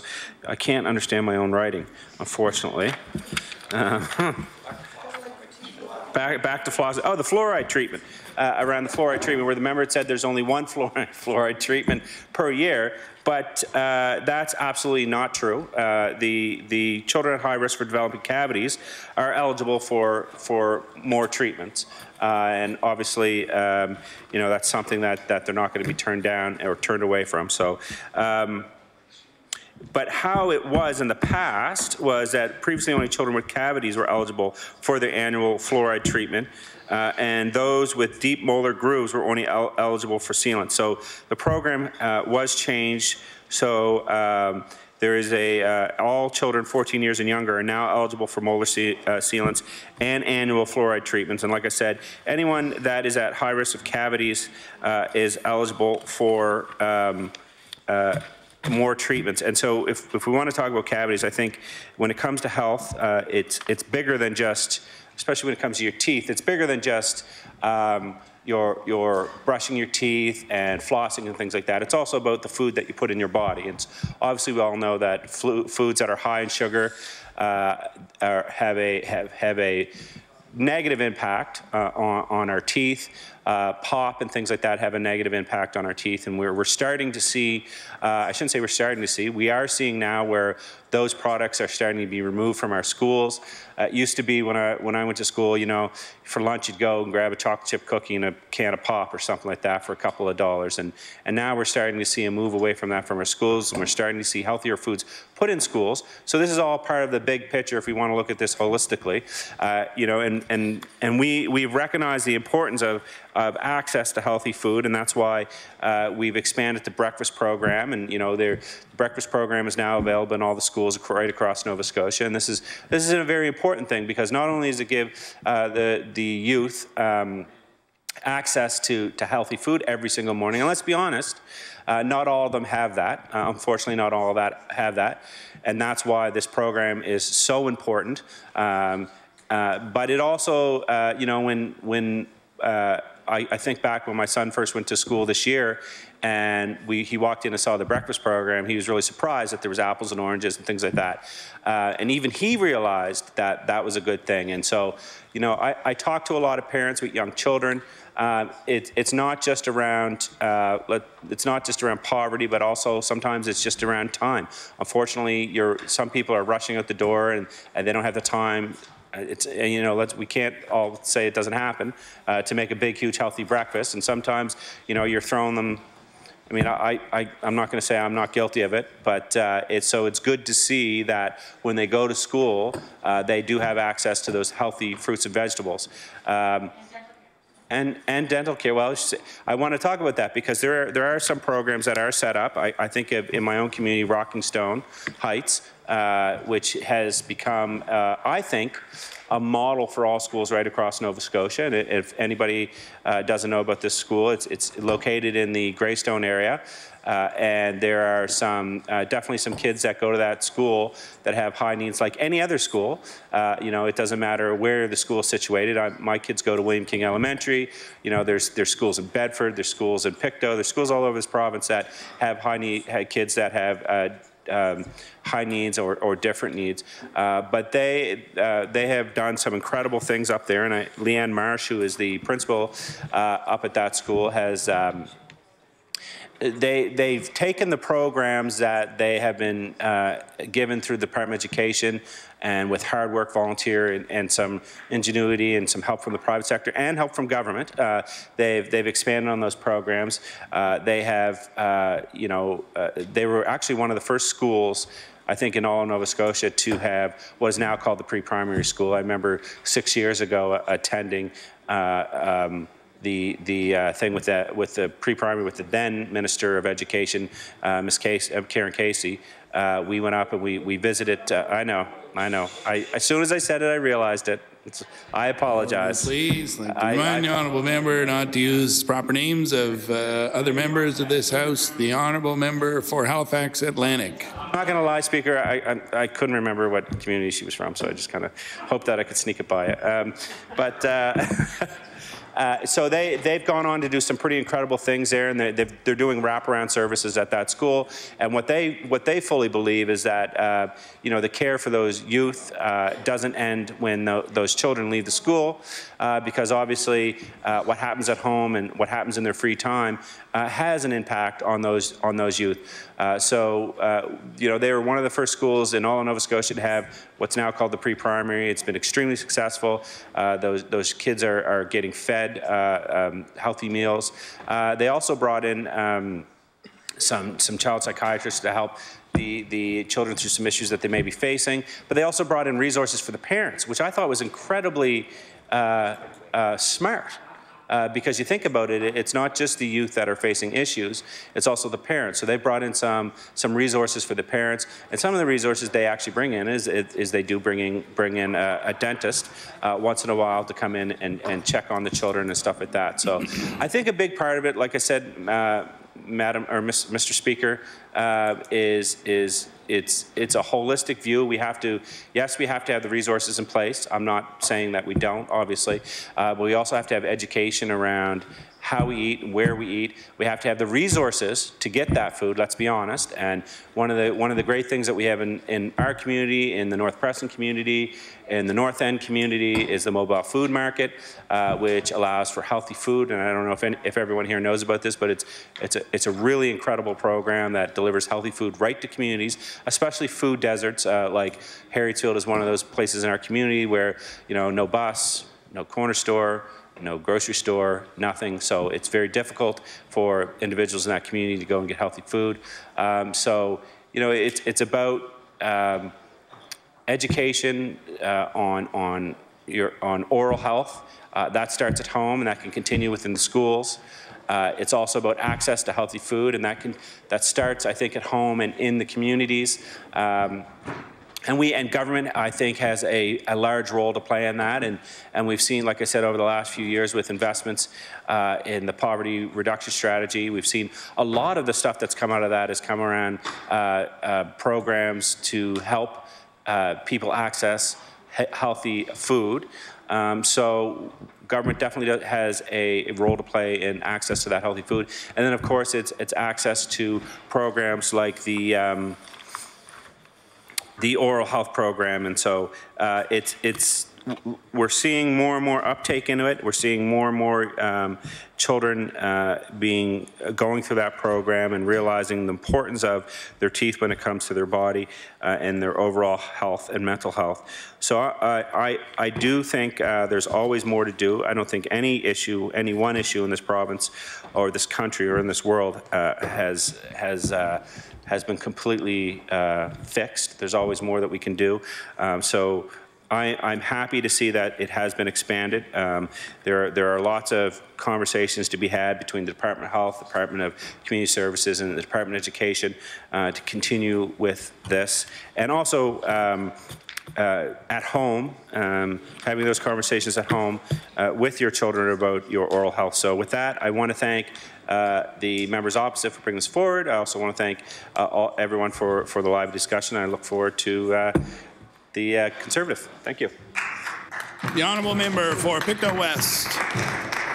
Thank you very much, Mr. Speaker. And as always, I'm pleased to stand in my place and speak in particularly to this bill, Bill number 141. And I thank the NDP member from Cape Breton Centre for bringing it forward. There are those that talk about people that are wine snobs. Well, I'm a dental floss snob. You could reach into any pocket of mine, in my car, in my purse, wherever. I have dental floss everywhere.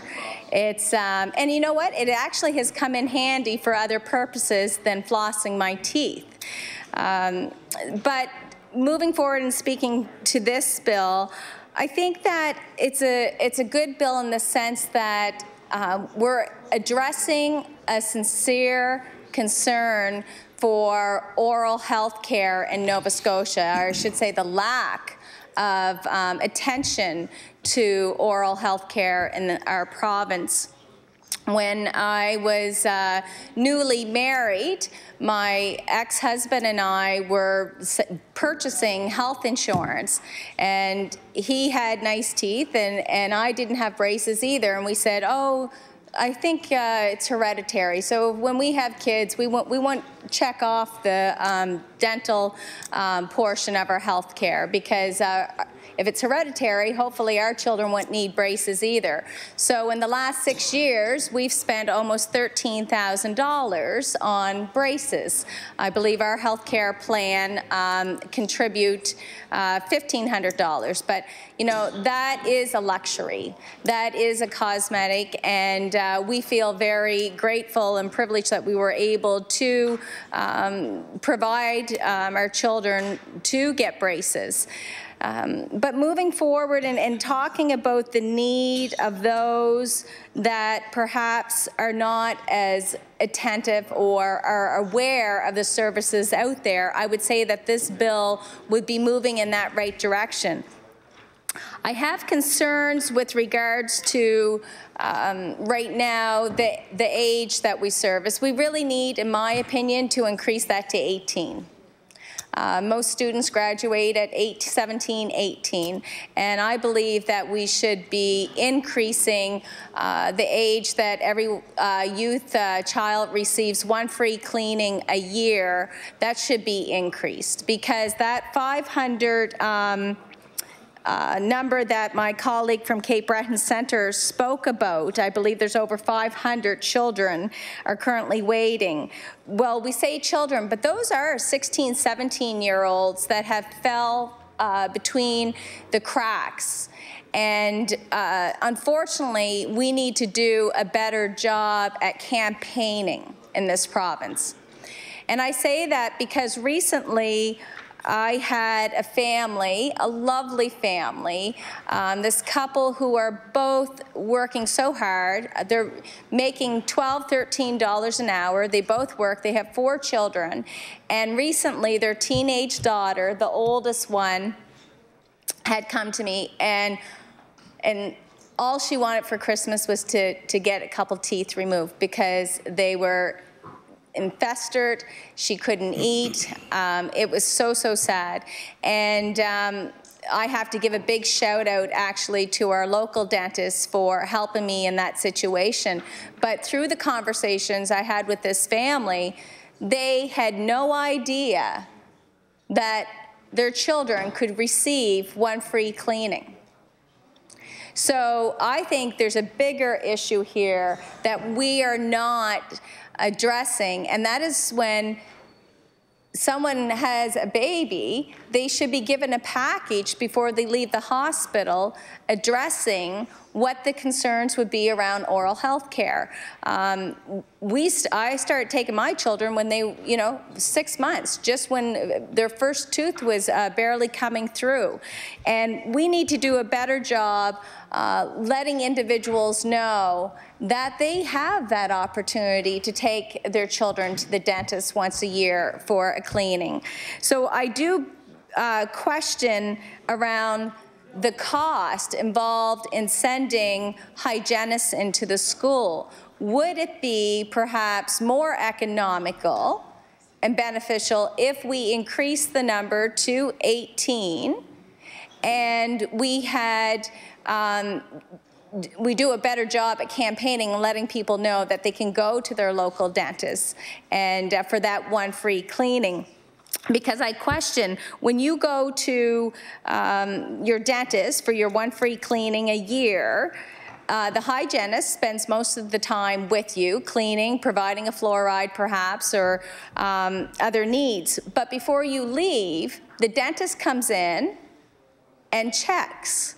And that is probably my biggest concern with this bill, is that we're not going to have a dentist present in the school to check. So it's kind of like, are we duplicating something? So that is one of my concerns around this. I do believe that we all have an opportunity to do better, and even in our constituency offices. And it certainly is of great concern, because I have a number of people that come in my office that are looking for assistance with oral hygiene care. And we all need to do better. We need to learn is the number one thing we need to do. Number two, we need to collaborate together. We need to screen, and we need to advocate together.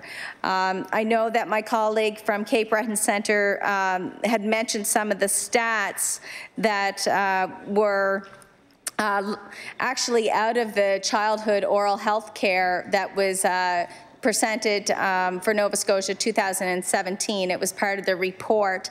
And, baby teeth, I think that parents have a huge responsibility to make sure that they get into a habit, a practice of making sure as their child grows up that they realize the importance of oral health care. We can't deny or underestimate the importance of oral health care, proper oral hygiene, because we know that it affects us in so many ways.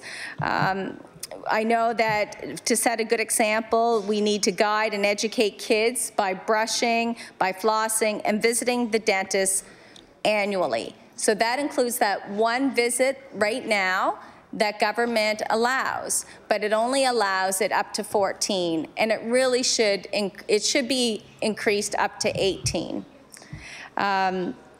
The Canadian Dental Association recommends children visit a dentist by the age of 12 months. I said 6 months. That's when I started with my children, but I would believe that 12 months is fair as well. And I think that we also have to look at the fact that every child's first visit should be a positive and fun one. It is certainly an opportunity as parents to introduce good oral hygiene, to make these regular habits. And in the long run, it will prevent dental problems before they develop. moving forward as well, Mr. Speaker, I would hope that we all take a sincere look at what's happening right now, budget-wise, with regards to the investment that's put into dental hygiene care in Nova Scotia. I think that there are those dentists that are deeply concerned about the fact that sometimes they don't feel that they're being paid enough for having to provide the annual cleaning, and that has been a concern that has been raised with me, and I think it's one that we need to sincerely look at and make sure that they're compensated as well, because we don't want them to be discouraged by taking more children into their practice. There are some out there that feel that, oh, you know, I get a 5-year-old in the chair that, you know, I'm struggling, doesn't want to be in the chair, and should only take a half hour, but it ends up taking an hour, and now I've put another patient, you know, behind and messed up their daily agenda. I do believe that we have to give that some consideration.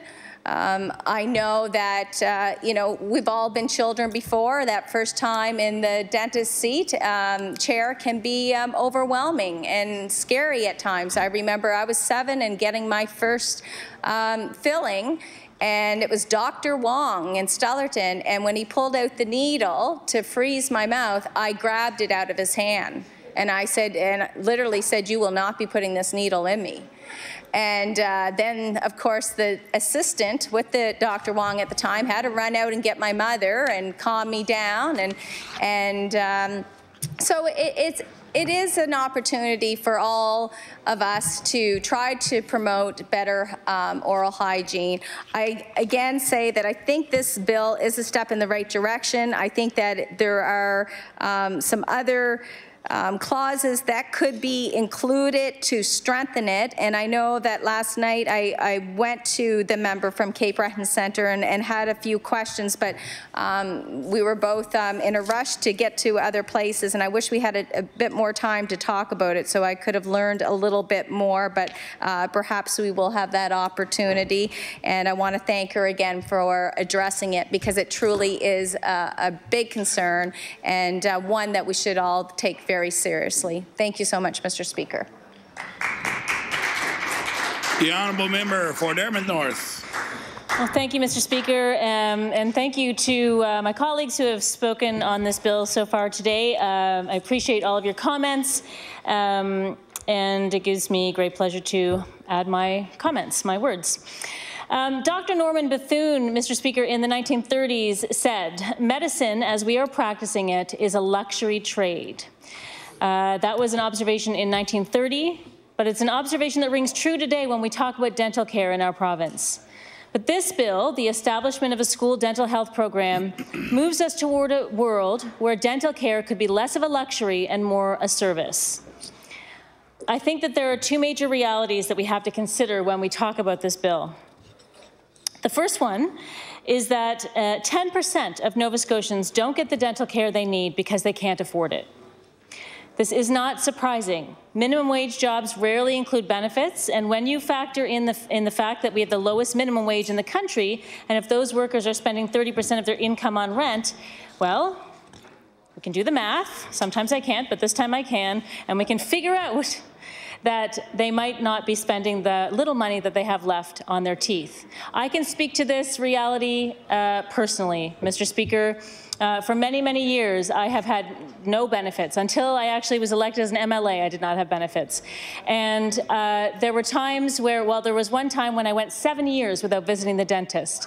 I was lucky, Mr. Speaker, that I didn't have too much trouble when I went back to the dentist after 7 years. I was shocked. I couldn't believe it, and neither could she. She was like, "Nice to see you again." But anyhow, but the fact is that my parents had benefits. My dad had benefits. I think they did. Anyway, we had good oral care when I was young. And so I had a good foundation of oral health care because of my upbringing. But when I ended up in a career where one does not get health benefits for being an actor, even though your teeth are very important as actors, so It's a good idea for after I'm done being an MLA, actually. I'll work on that. You know, and I'm not alone in that. There's so many people who don't have health benefits, and so frankly, don't go to the dentist. We know that the Canadian Institute for Health Information released statistics to give us the 10% number of people who won't go to the dentist, or can't, I should say. And it seems like it only is going to get worse if you're in any kind of precarious employment situation, when not only do you not have the money to get dental work done, but you have to wait up to 299 days in parts of the province just to get a consultation for dental surgery. That's pretty hard to plan for when you work irregular, unpredictable hours. And you can see how dental care for people in this situation might be thought of as a luxury. ESIA recipients do have some coverage for dental work, but my understanding, based on a case we've been working on in my office, is that the coverage that the department covers is not keeping up with inflation, and the Green Shield insurance company today covers the same amount that it covered in 2014. Those rates have not changed. But of course, as we all know, yesterday's dollar is today's too. And if only $71.20 of a 135 filling procedure is covered, and you're living on income assistance, then you're probably unlikely to make it to the dentist chair. You'd be hard-pressed not to think of dental care as a luxury. So I see people in my office all of the time, Mr. Speaker, who have issues with poor oral health. I can think of one woman who we helped for an entire year, who went through a terrible process, where her situation when she first came to us was that she had a few teeth that needed to be extracted. And over the course of a year and some bureaucratic issues in the Department of Community Services and beyond, in fact, this woman went from having a few teeth that needed to be extracted to losing all of her teeth, to having a severe infection in her jaw, to losing pounds of weight so that she was a tiny, thin woman, to not losing her job. She had a job where she had to be in front of people, and then she wasn't able to do that job anymore. And finally, after a year, she was able to get new teeth, bridges put in, and I mean, her outlook on life has changed. She ended up on income assistance as well, I might say. But now she's able to join the workforce again. But this is not an uncommon issue. It is something that I noticed the day I was elected and opened my office, that people who live in poverty often have poor oral health. It's connected.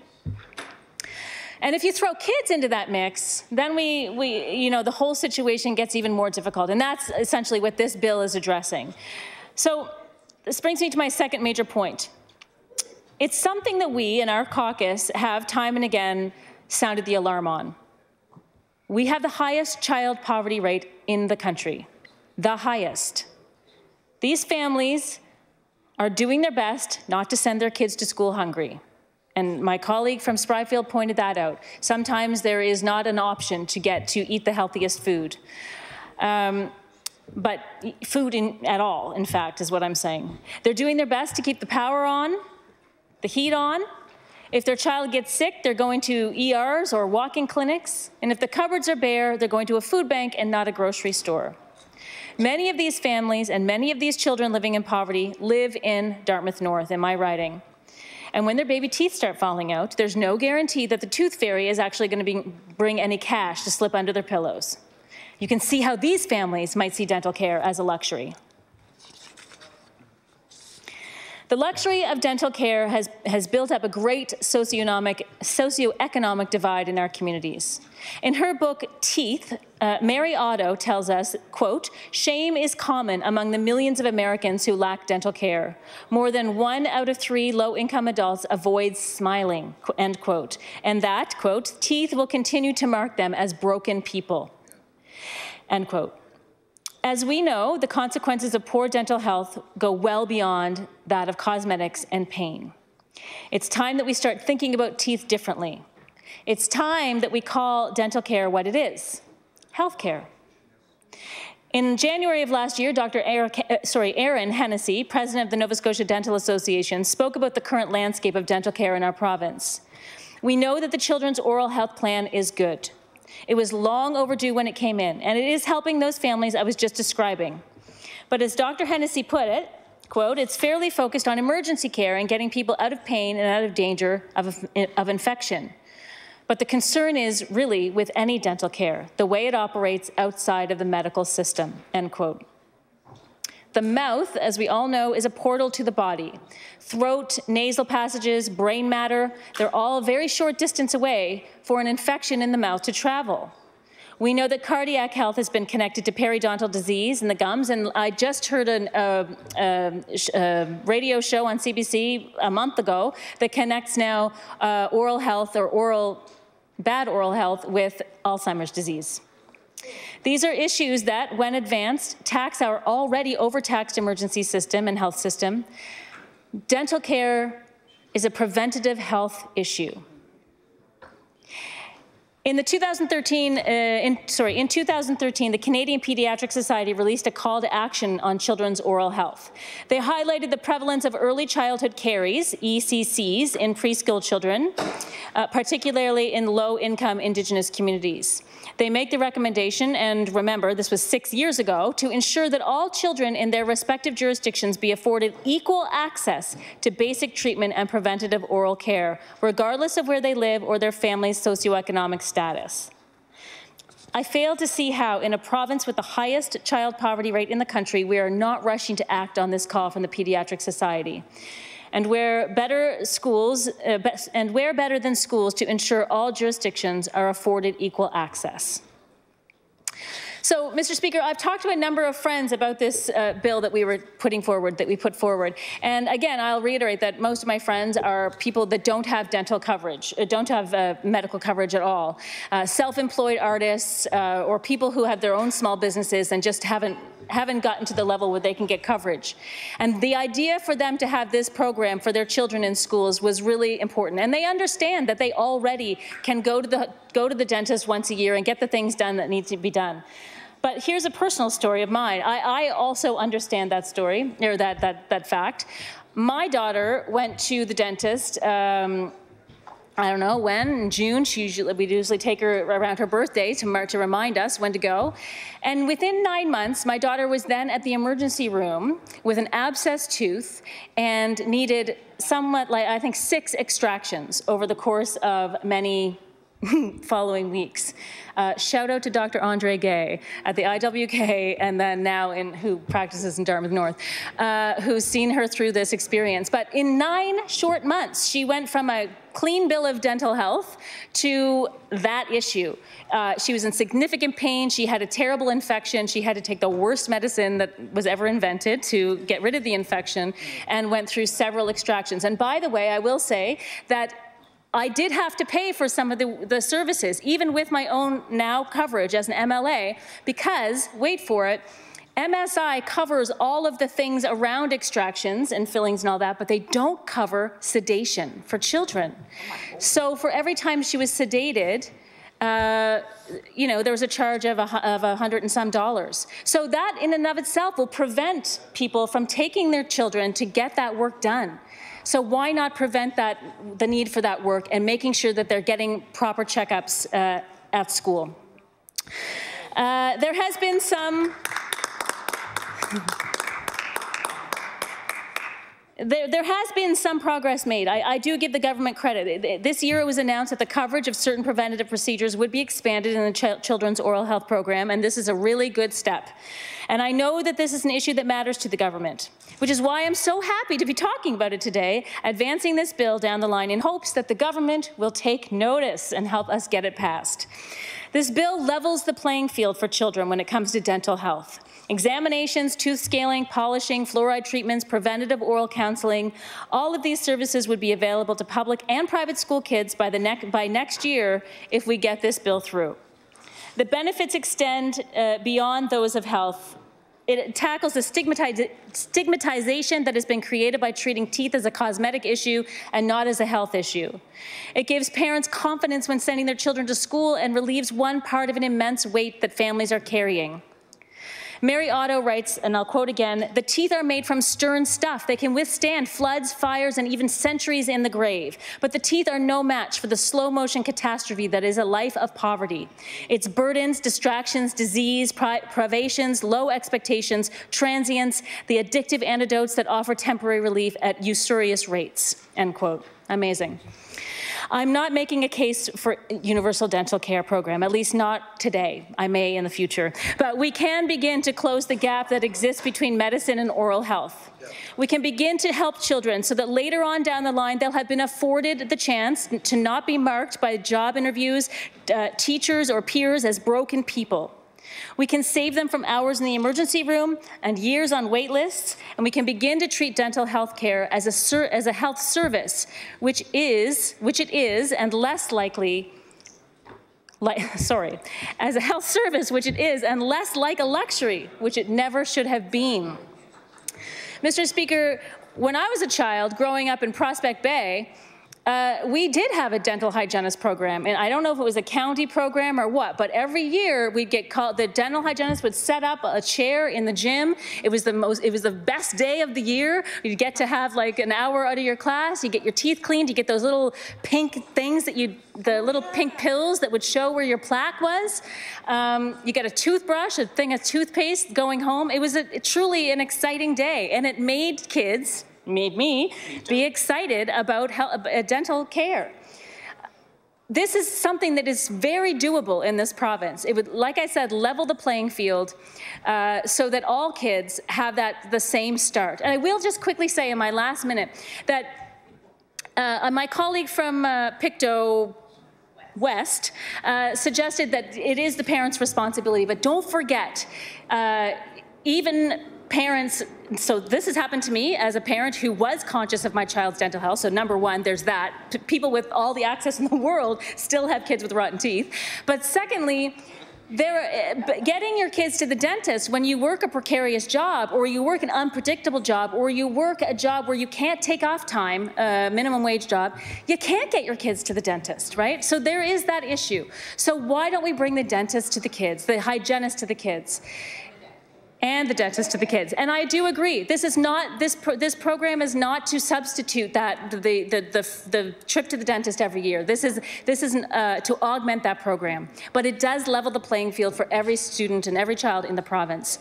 Before I go, I want to again shout out Dr. Andre Gay, Dr. Maud McAvoy, who keeps clippings of my artistic endeavors in my file in the dentist office, and to Karine Worrell, who cleaned my teeth for many years I went to high school with. Thank you. Good night.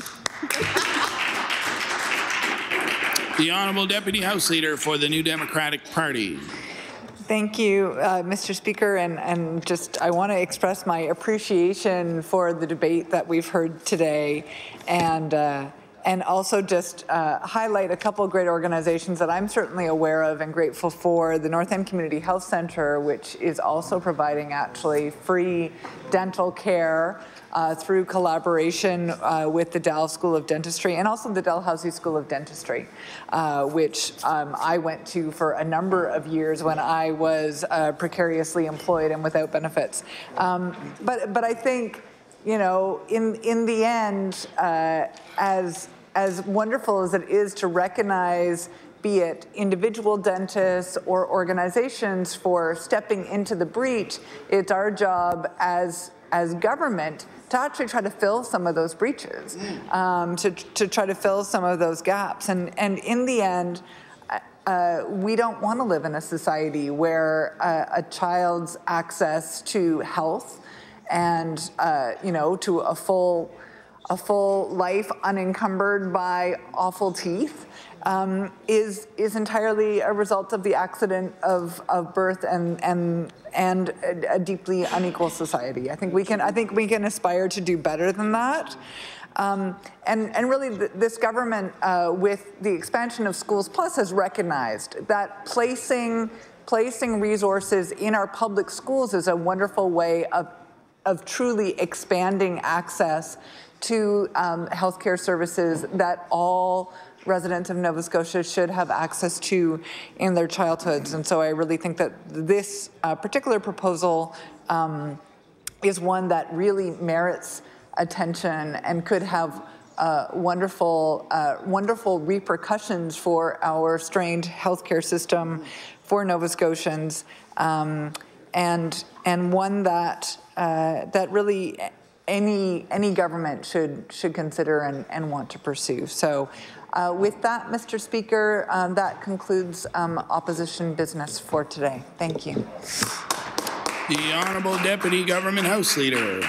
Thank you, Mr. Speaker. This concludes business for today, and I move that the House now rise to sit again tomorrow, Thursday, April 11th, between the hours of 1 p.m. and 11:59 p.m.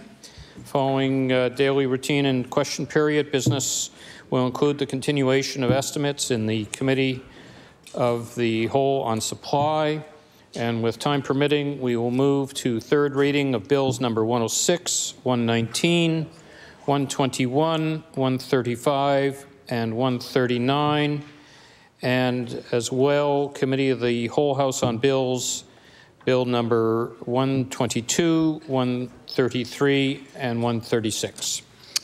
The motion is for the House to rise to meet again tomorrow, Thursday, April the 11th, between the hours of 1 p.m. and 11:59 p.m. Would all those in favor of the motion please say aye. Contrary-minded, nay. The motion is carried. We now reach the moment of interruption, and the topic for late debate as submitted by the Honourable Member for Dartmouth North is therefore be it resolved, whereas 40% of Nova Scotians live in energy poverty, be it resolved that Nova Scotia Power be required to prioritize substantive investment in sustainability, quality of service, and affordability of electricity in Nova Scotia over profits for external shareholders. The Honourable Member for Dartmouth North. The Honourable Member for Halifax Needham.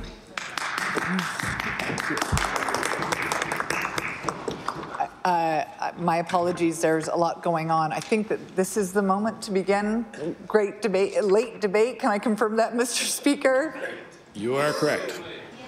I am correct. Okay, wonderful. All of a sudden I had this moment as novice deputy House Leader of wondering if I had stood up at the right moment to do the thing that I thought I was doing. Anyhow, so it is my pleasure to bring this resolution, or to speak to this resolution brought by my colleague from Dartmouth North. 40% of Nova Scotians live in energy poverty, and I think it's one of the things that I'm noticing in our public discourse is that we're starting to specify, break down poverty into the different ways that people are experiencing poverty. I don't think until a couple of years ago I had heard the term period poverty. Yes, people experience period poverty. Yes, people experience food insecurity. Yes, people experience energy poverty. In the end, those are symptoms of overall a very unequal society where some people simply don't have enough income to make things square, to make things work in their household finances. But particularly in Nova Scotia, I think we are challenged at this moment where we know that we need to dramatically make a change, as part of a world where all of us are grappling with climate change and living its impacts, where we have a power monopoly in Nova Scotia Power. And so the challenge becomes for us, how do we regulate Nova Scotia Power in a way that enables us to make that great transition that we really must, and that is so urgent, and that young people, and not just young people, but everybody who loves those young people, are demanding of us. And so that's what the purpose is of this late debate tonight. There have been, in many ways, Nova Scotia has done some great stuff going over several governments when it comes to addressing energy poverty. And though I found it shocking in that climate change was not mentioned in the budget address there is some good stuff kind of buried in the budget a little bit, but announced for addressing energy poverty, in particular the energy savings for affordable rentals and Homes of Mi'kmaq Peoples program, which has been doubled to $2 million under the Department of Energy. And I've highlighted that to my own constituents and said to them, talk to your landlords, because my concern is that at $2 million, that money could be spent fairly quickly. But this is a program where, you know, the kinks have been worked on over a number of years so that energy retrofits can be done in multi-unit buildings such that the benefits don't only flow to the landlord, but that the people who actually live there also get to benefit. Because we know that that more people living in rental housing are living on low incomes than people who own their homes, and yet up until now, almost all of the province's programs related to energy efficiency have been directed at homeowners. So I think that this is like a wonderful step. I know some of the people kind of at the community level who've been advocating for it and working on it, and yet, you know, $2 million in this province's budget seems like so little. In fact, it's the same amount. It's the same amount that the Department of Energy is going to be spending on petroleum resources. And I mean, there's other money for clean energy and a green future. But at the same time, when I look at the numbers and I see that $2 million is going to be spent on petroleum resources, which is described in the budget estimates as providing leadership for developing petroleum regimes along with strategic direction for the delivery of program initiatives and measures that support responsible petroleum resource stewardship. Supporting innovation, research, and opportunities to promote, capitalize on, expand both offshore and onshore oil and natural gas exploration, development, and production. You know, we're getting to a point, to be perfectly frank, where there will be no such thing as responsible petroleum resource stewardship, because the responsible thing is to turn the ship and to start really doing things dramatically differently for our children's future. And if you think about the challenge before us as turning around an ocean liner, well, in Nova Scotia, we're pretty small. So I envision it more as like turning around a kayak. But if anybody's ever paddled a kayak, you know that like you've got the two pedals at the front that control the rudder. And increasingly, I feel like Nova Scotia is a place where we don't realize that to turn the kayak, you actually have to ease up on the left-hand pedal in order to press down on the right one. It's like we're pushing on both at the same time, continuing to do what we have done at the same time that we're starting to do something new. And so we're not actually transitioning. We're kind of just like stuck going in the same direction. And that is frustrating, and I think we're going to have to be politically brave. I think we're going to have to be politically brave and actually lead change, and by talking about the changes that we need to make and all the many good reasons why we want to do that, and also how appealing making that change can be for our, for the good of our environment, for the good of our children's future, for the good of livable communities, for the economic benefits that come with it. For all of those reasons, we actually have to be ready to press down on one pedal and let go of the other one. To speak a little bit more specifically to what that would look like in terms of our relationship with Nova Scotia Power, there has been talk in the past about performance-based regulation. How do we continue to have a power monopoly where we actually, rely on it to deliver power to our homes, and yet we don't want that to be entirely linked just to their sales of energy. We want it to also be attached to how well they're doing at reducing emissions. How reliable is our power when We know that there are increasing climate events. And also, how well are they working with Nova Scotians to actually share the wealth that comes with generating power, be it a solar panel on my roof, be it a small-scale community-owned wind power assembly, be it tidal power, all of those things. How can we actually put the incentives in place, put the regulatory framework in place so that we are incenting Nova Scotia Power to work with us and not just to make the most money that they can? Because even though they are a private company and understandably their goal is to maximize returns for stakeholders, we need to align their interests with our interests. And our interest is for a green future, it is for reliable energy, it's for quality of service, it's for sustainability. And so that is the challenge, and I think it's the challenge that I would like to see more leadership from this government on. And I think, frankly, it's a challenge that many people, even within Nova Scotia Power, are wrapping their heads around, because this is where we're going. This is where we're going across the world as anybody who's involved in the energy sector is looking at what is coming down. Looking at what's coming over the next 20 years. So, as much as the conversation around power in Nova Scotia has been around power rates is a very, very narrow window through which to look at our power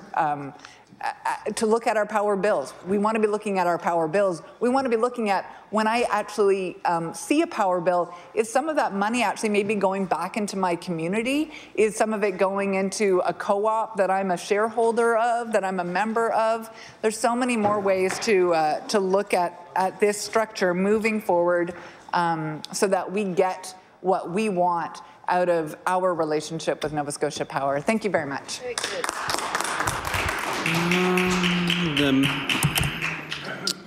The member for, let me see here, Inverness. Thank you, Mr. Speaker. Mr. Speaker, I think it's ironic that the party that is bringing this resolution forth today is responsible for the largest increase in the shortest time on Nova Scotians' power bills. And I think about in 3 years, power rates went up 25%, from 12 cents per kilowatt hour up to 15 cents per kilowatt hour. So, Mr. Speaker, affordability was not included in the NDP energy policy when they were governing this province. I know that because I specifically looked for it, because it was a concern to me at that time, and I raised it many times in this House, where the government was making decisions around energy policy that completely ignored affordability. And we saw the result, 25% increase in power rates in just 3 years. So this resolution rings hollow to me. I think the spirit of what is being raised holds great merit.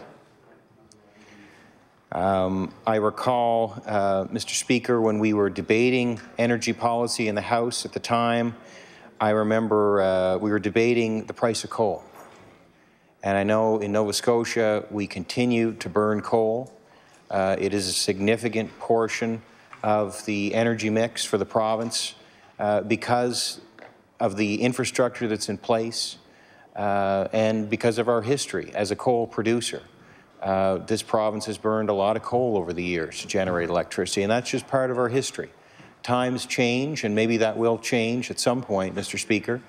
But I recall, because the price of coal was such a significant component of power rates at the time, I remember raising this with the NDP government at the time, and they always would look back and smile and say, that's simply not true.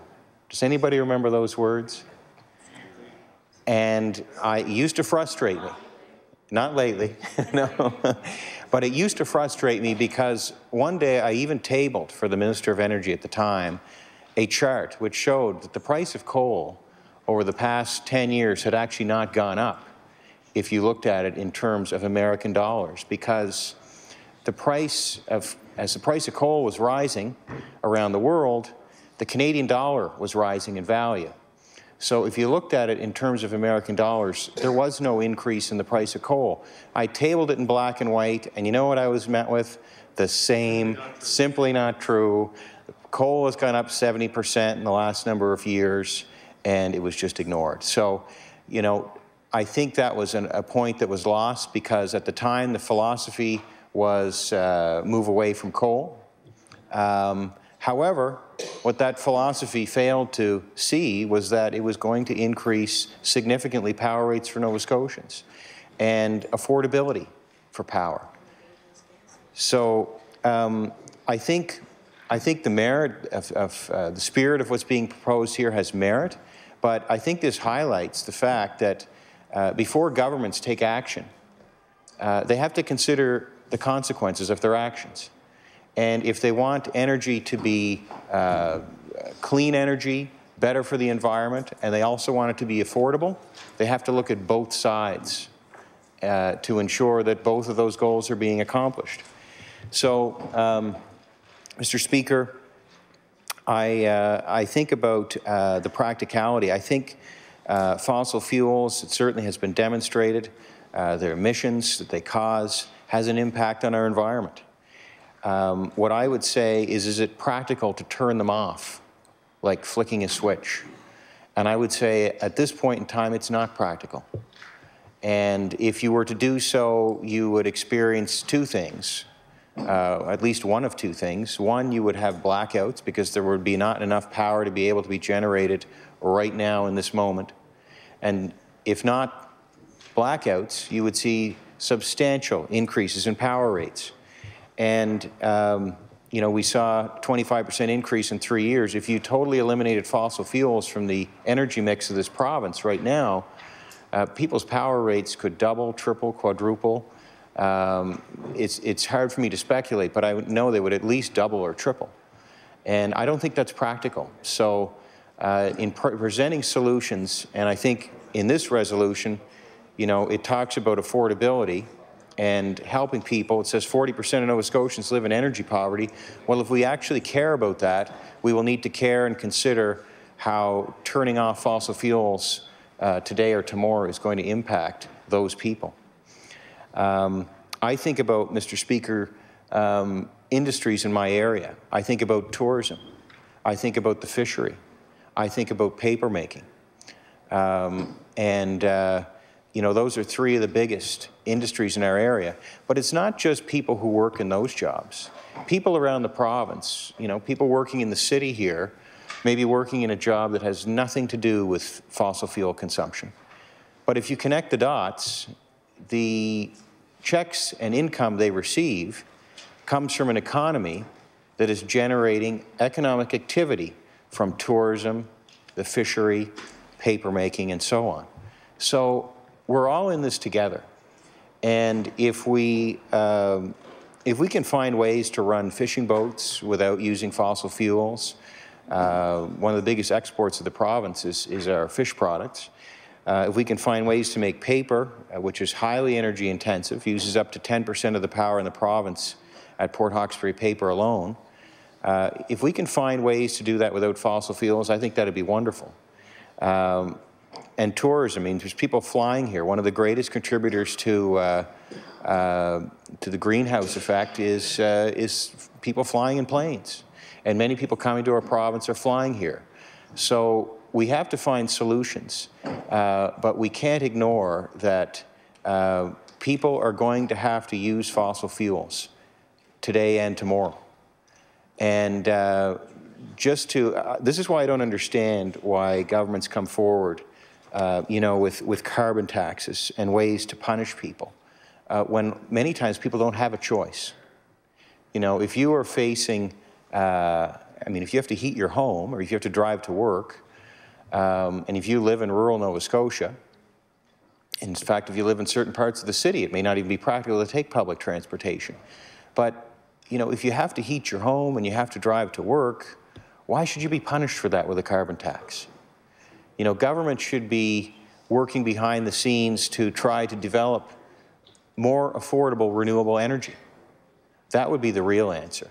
Why punish people when they don't have a choice, is what I would say. You know, I think about some good things in the province that have helped people. LED light bulbs, heat pumps, significant reduction in energy usage for people. Those were beneficial to people, not just in terms of reducing their energy consumption, but it actually was more affordable for them. And, you know, I don't think governments designed heat pumps or LED bulbs. I know incentives have been put in place, and that's a good thing. But, you know, the marketplace, we hope, and maybe there's a role for the government to support the marketplace in developing new technology to create things like heat pumps and LED light bulbs, because those are things that make energy more affordable and reduce emissions. And that's, Mr. Speaker, where I think we want to be. I also, you know, I want to just mention as I close, you know, even renewable energy. I visited Annapolis Tidal Station, and as I've said, I think in the House before, it feels when you visit the site that you're in a James Bond movie, because when you go into the bowels of some of these places, they look like something you'd see, some kind of a hidden place that most people don't get to see. That's very unique, and in the sense that it's underground, and it's there's people moving around. There's all kinds of gauges and things. But I can tell you, Mr. Speaker, even that, although it's generating renewable energy, did have an impact on the environment. And I sometimes wonder if such a place, if such a utility could be built today, and the public might not stand for it. So we have to keep our minds open. And I think to close, I would just highlight renewable energy is great as long as it's affordable. And that's what we should work towards. We shouldn't be penalizing the public with carbon taxes and things when the public doesn't have a choice. Let's help create affordable renewable energy. Thank you, Mr. Speaker. Thank you very much. The member from Cape Breton, Sydney Whitney-Peer. Thank you, Mr. Chair. I appreciate the opportunity to provide a few words to the debate. I'll start by recognizing both my colleagues, the member from Halifax-Needham. Your passion shows for your community every time you speak about topics. Today was no different than some of the conversations we've had either in here or during estimates or outside of the legislature. So I appreciate your comments. And you actually made a great point about how you can't just look at the race. You got to look at the bill. And I'll talk about some of that in a moment, but that is very important as part of the conversation. And to my colleague from the happiest place in Canada, Inverness, your comments are true about that balance. When we look at energy policy and the system and what the system can handle, and that balance between our fossil fuel usage and bringing renewables in, it is very important because we have brought a lot of renewables onto the system. You know, I talk about our carbon footprint and the reductions that we're going to see by 2030. That's all part of the renewables that are coming into our system as well. So it is very important for us, and it goes to the affordability for Nova Scotians. I guess I'll start by just looking at the question here, and it talks about you know, working with Nova Scotia Power to ensure that there's sustainability and quality of service and affordability. And we do have a strong relationship with Nova Scotia Power. In my time, we've been very open in our dialogue about what my goals are as the Minister for the Department and what we want to see in stability for Nova Scotians, because stability is key. We've enjoyed that for a number of years through the work government has done, and my goal is to continue down that path, that Nova Scotians they know that they have a level of comfort and what rates are going to look like into the future. I can say that from a service standpoint, you know, we've all had our experience, I'm sure, as MLAs. We deal locally with Nova Scotia Power, and I can tell you from my own personal experience dealing with a major event in Sydney during the flood, and in my time as Minister, there was a major event.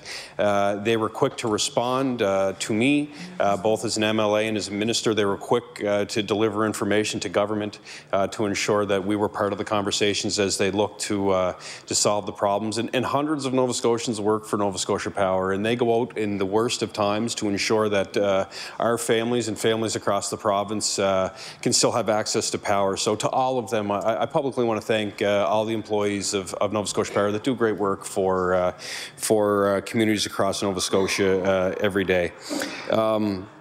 I've had the opportunity to speak a few times now about some of the programs that we offer through energy.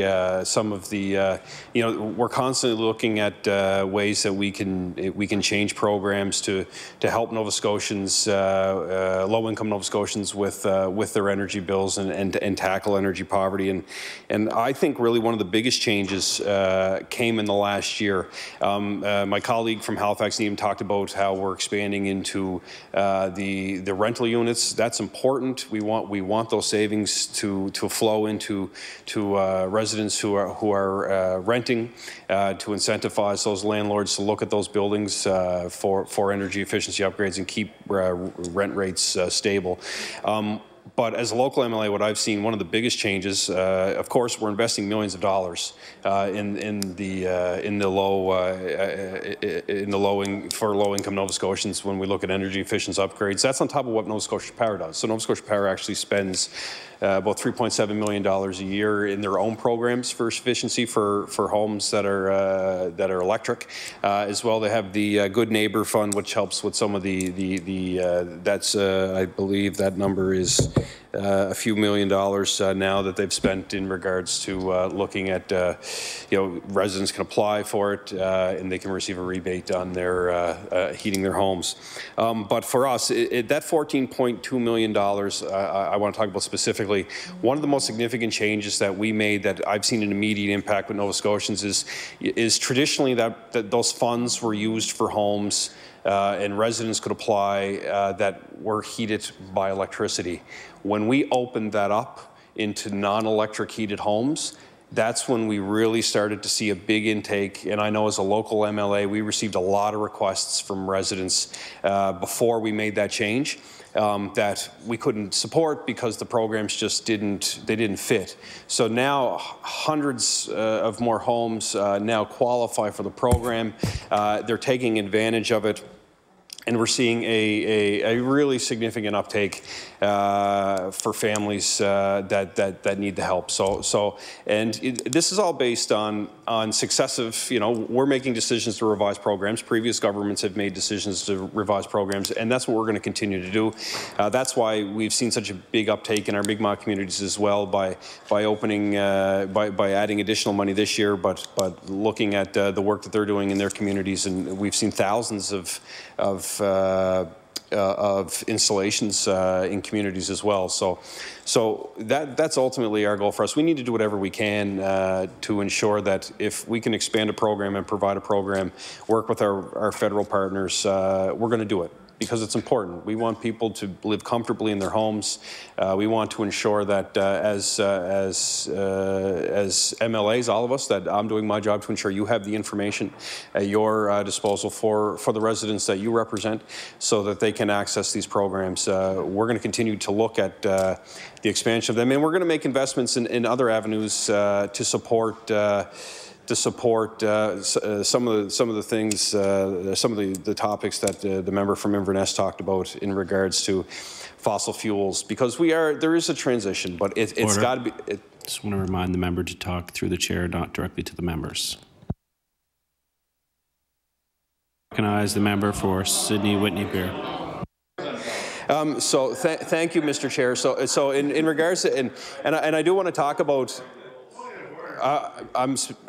So, Mr. Speaker, to the points from the member from Inverness, he's absolutely right when we talk about that balance, because there is a balance there. We are making transitions. We're bringing renewables onto the system, and it has to be affordable as we do it.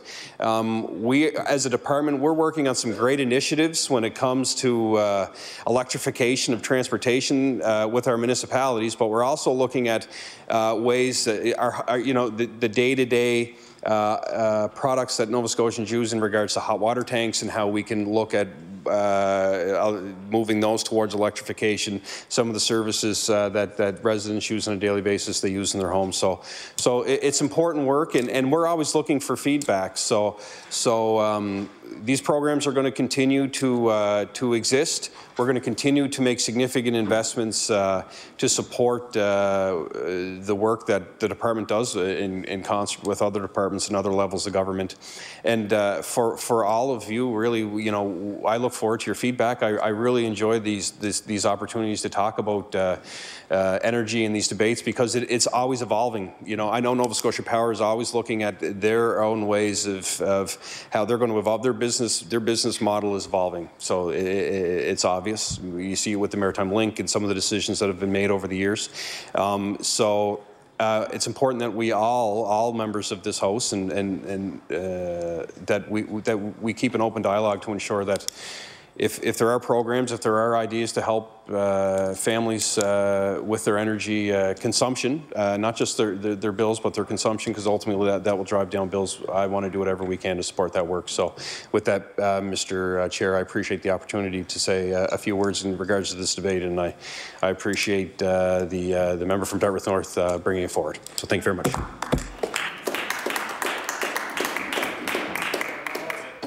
Right.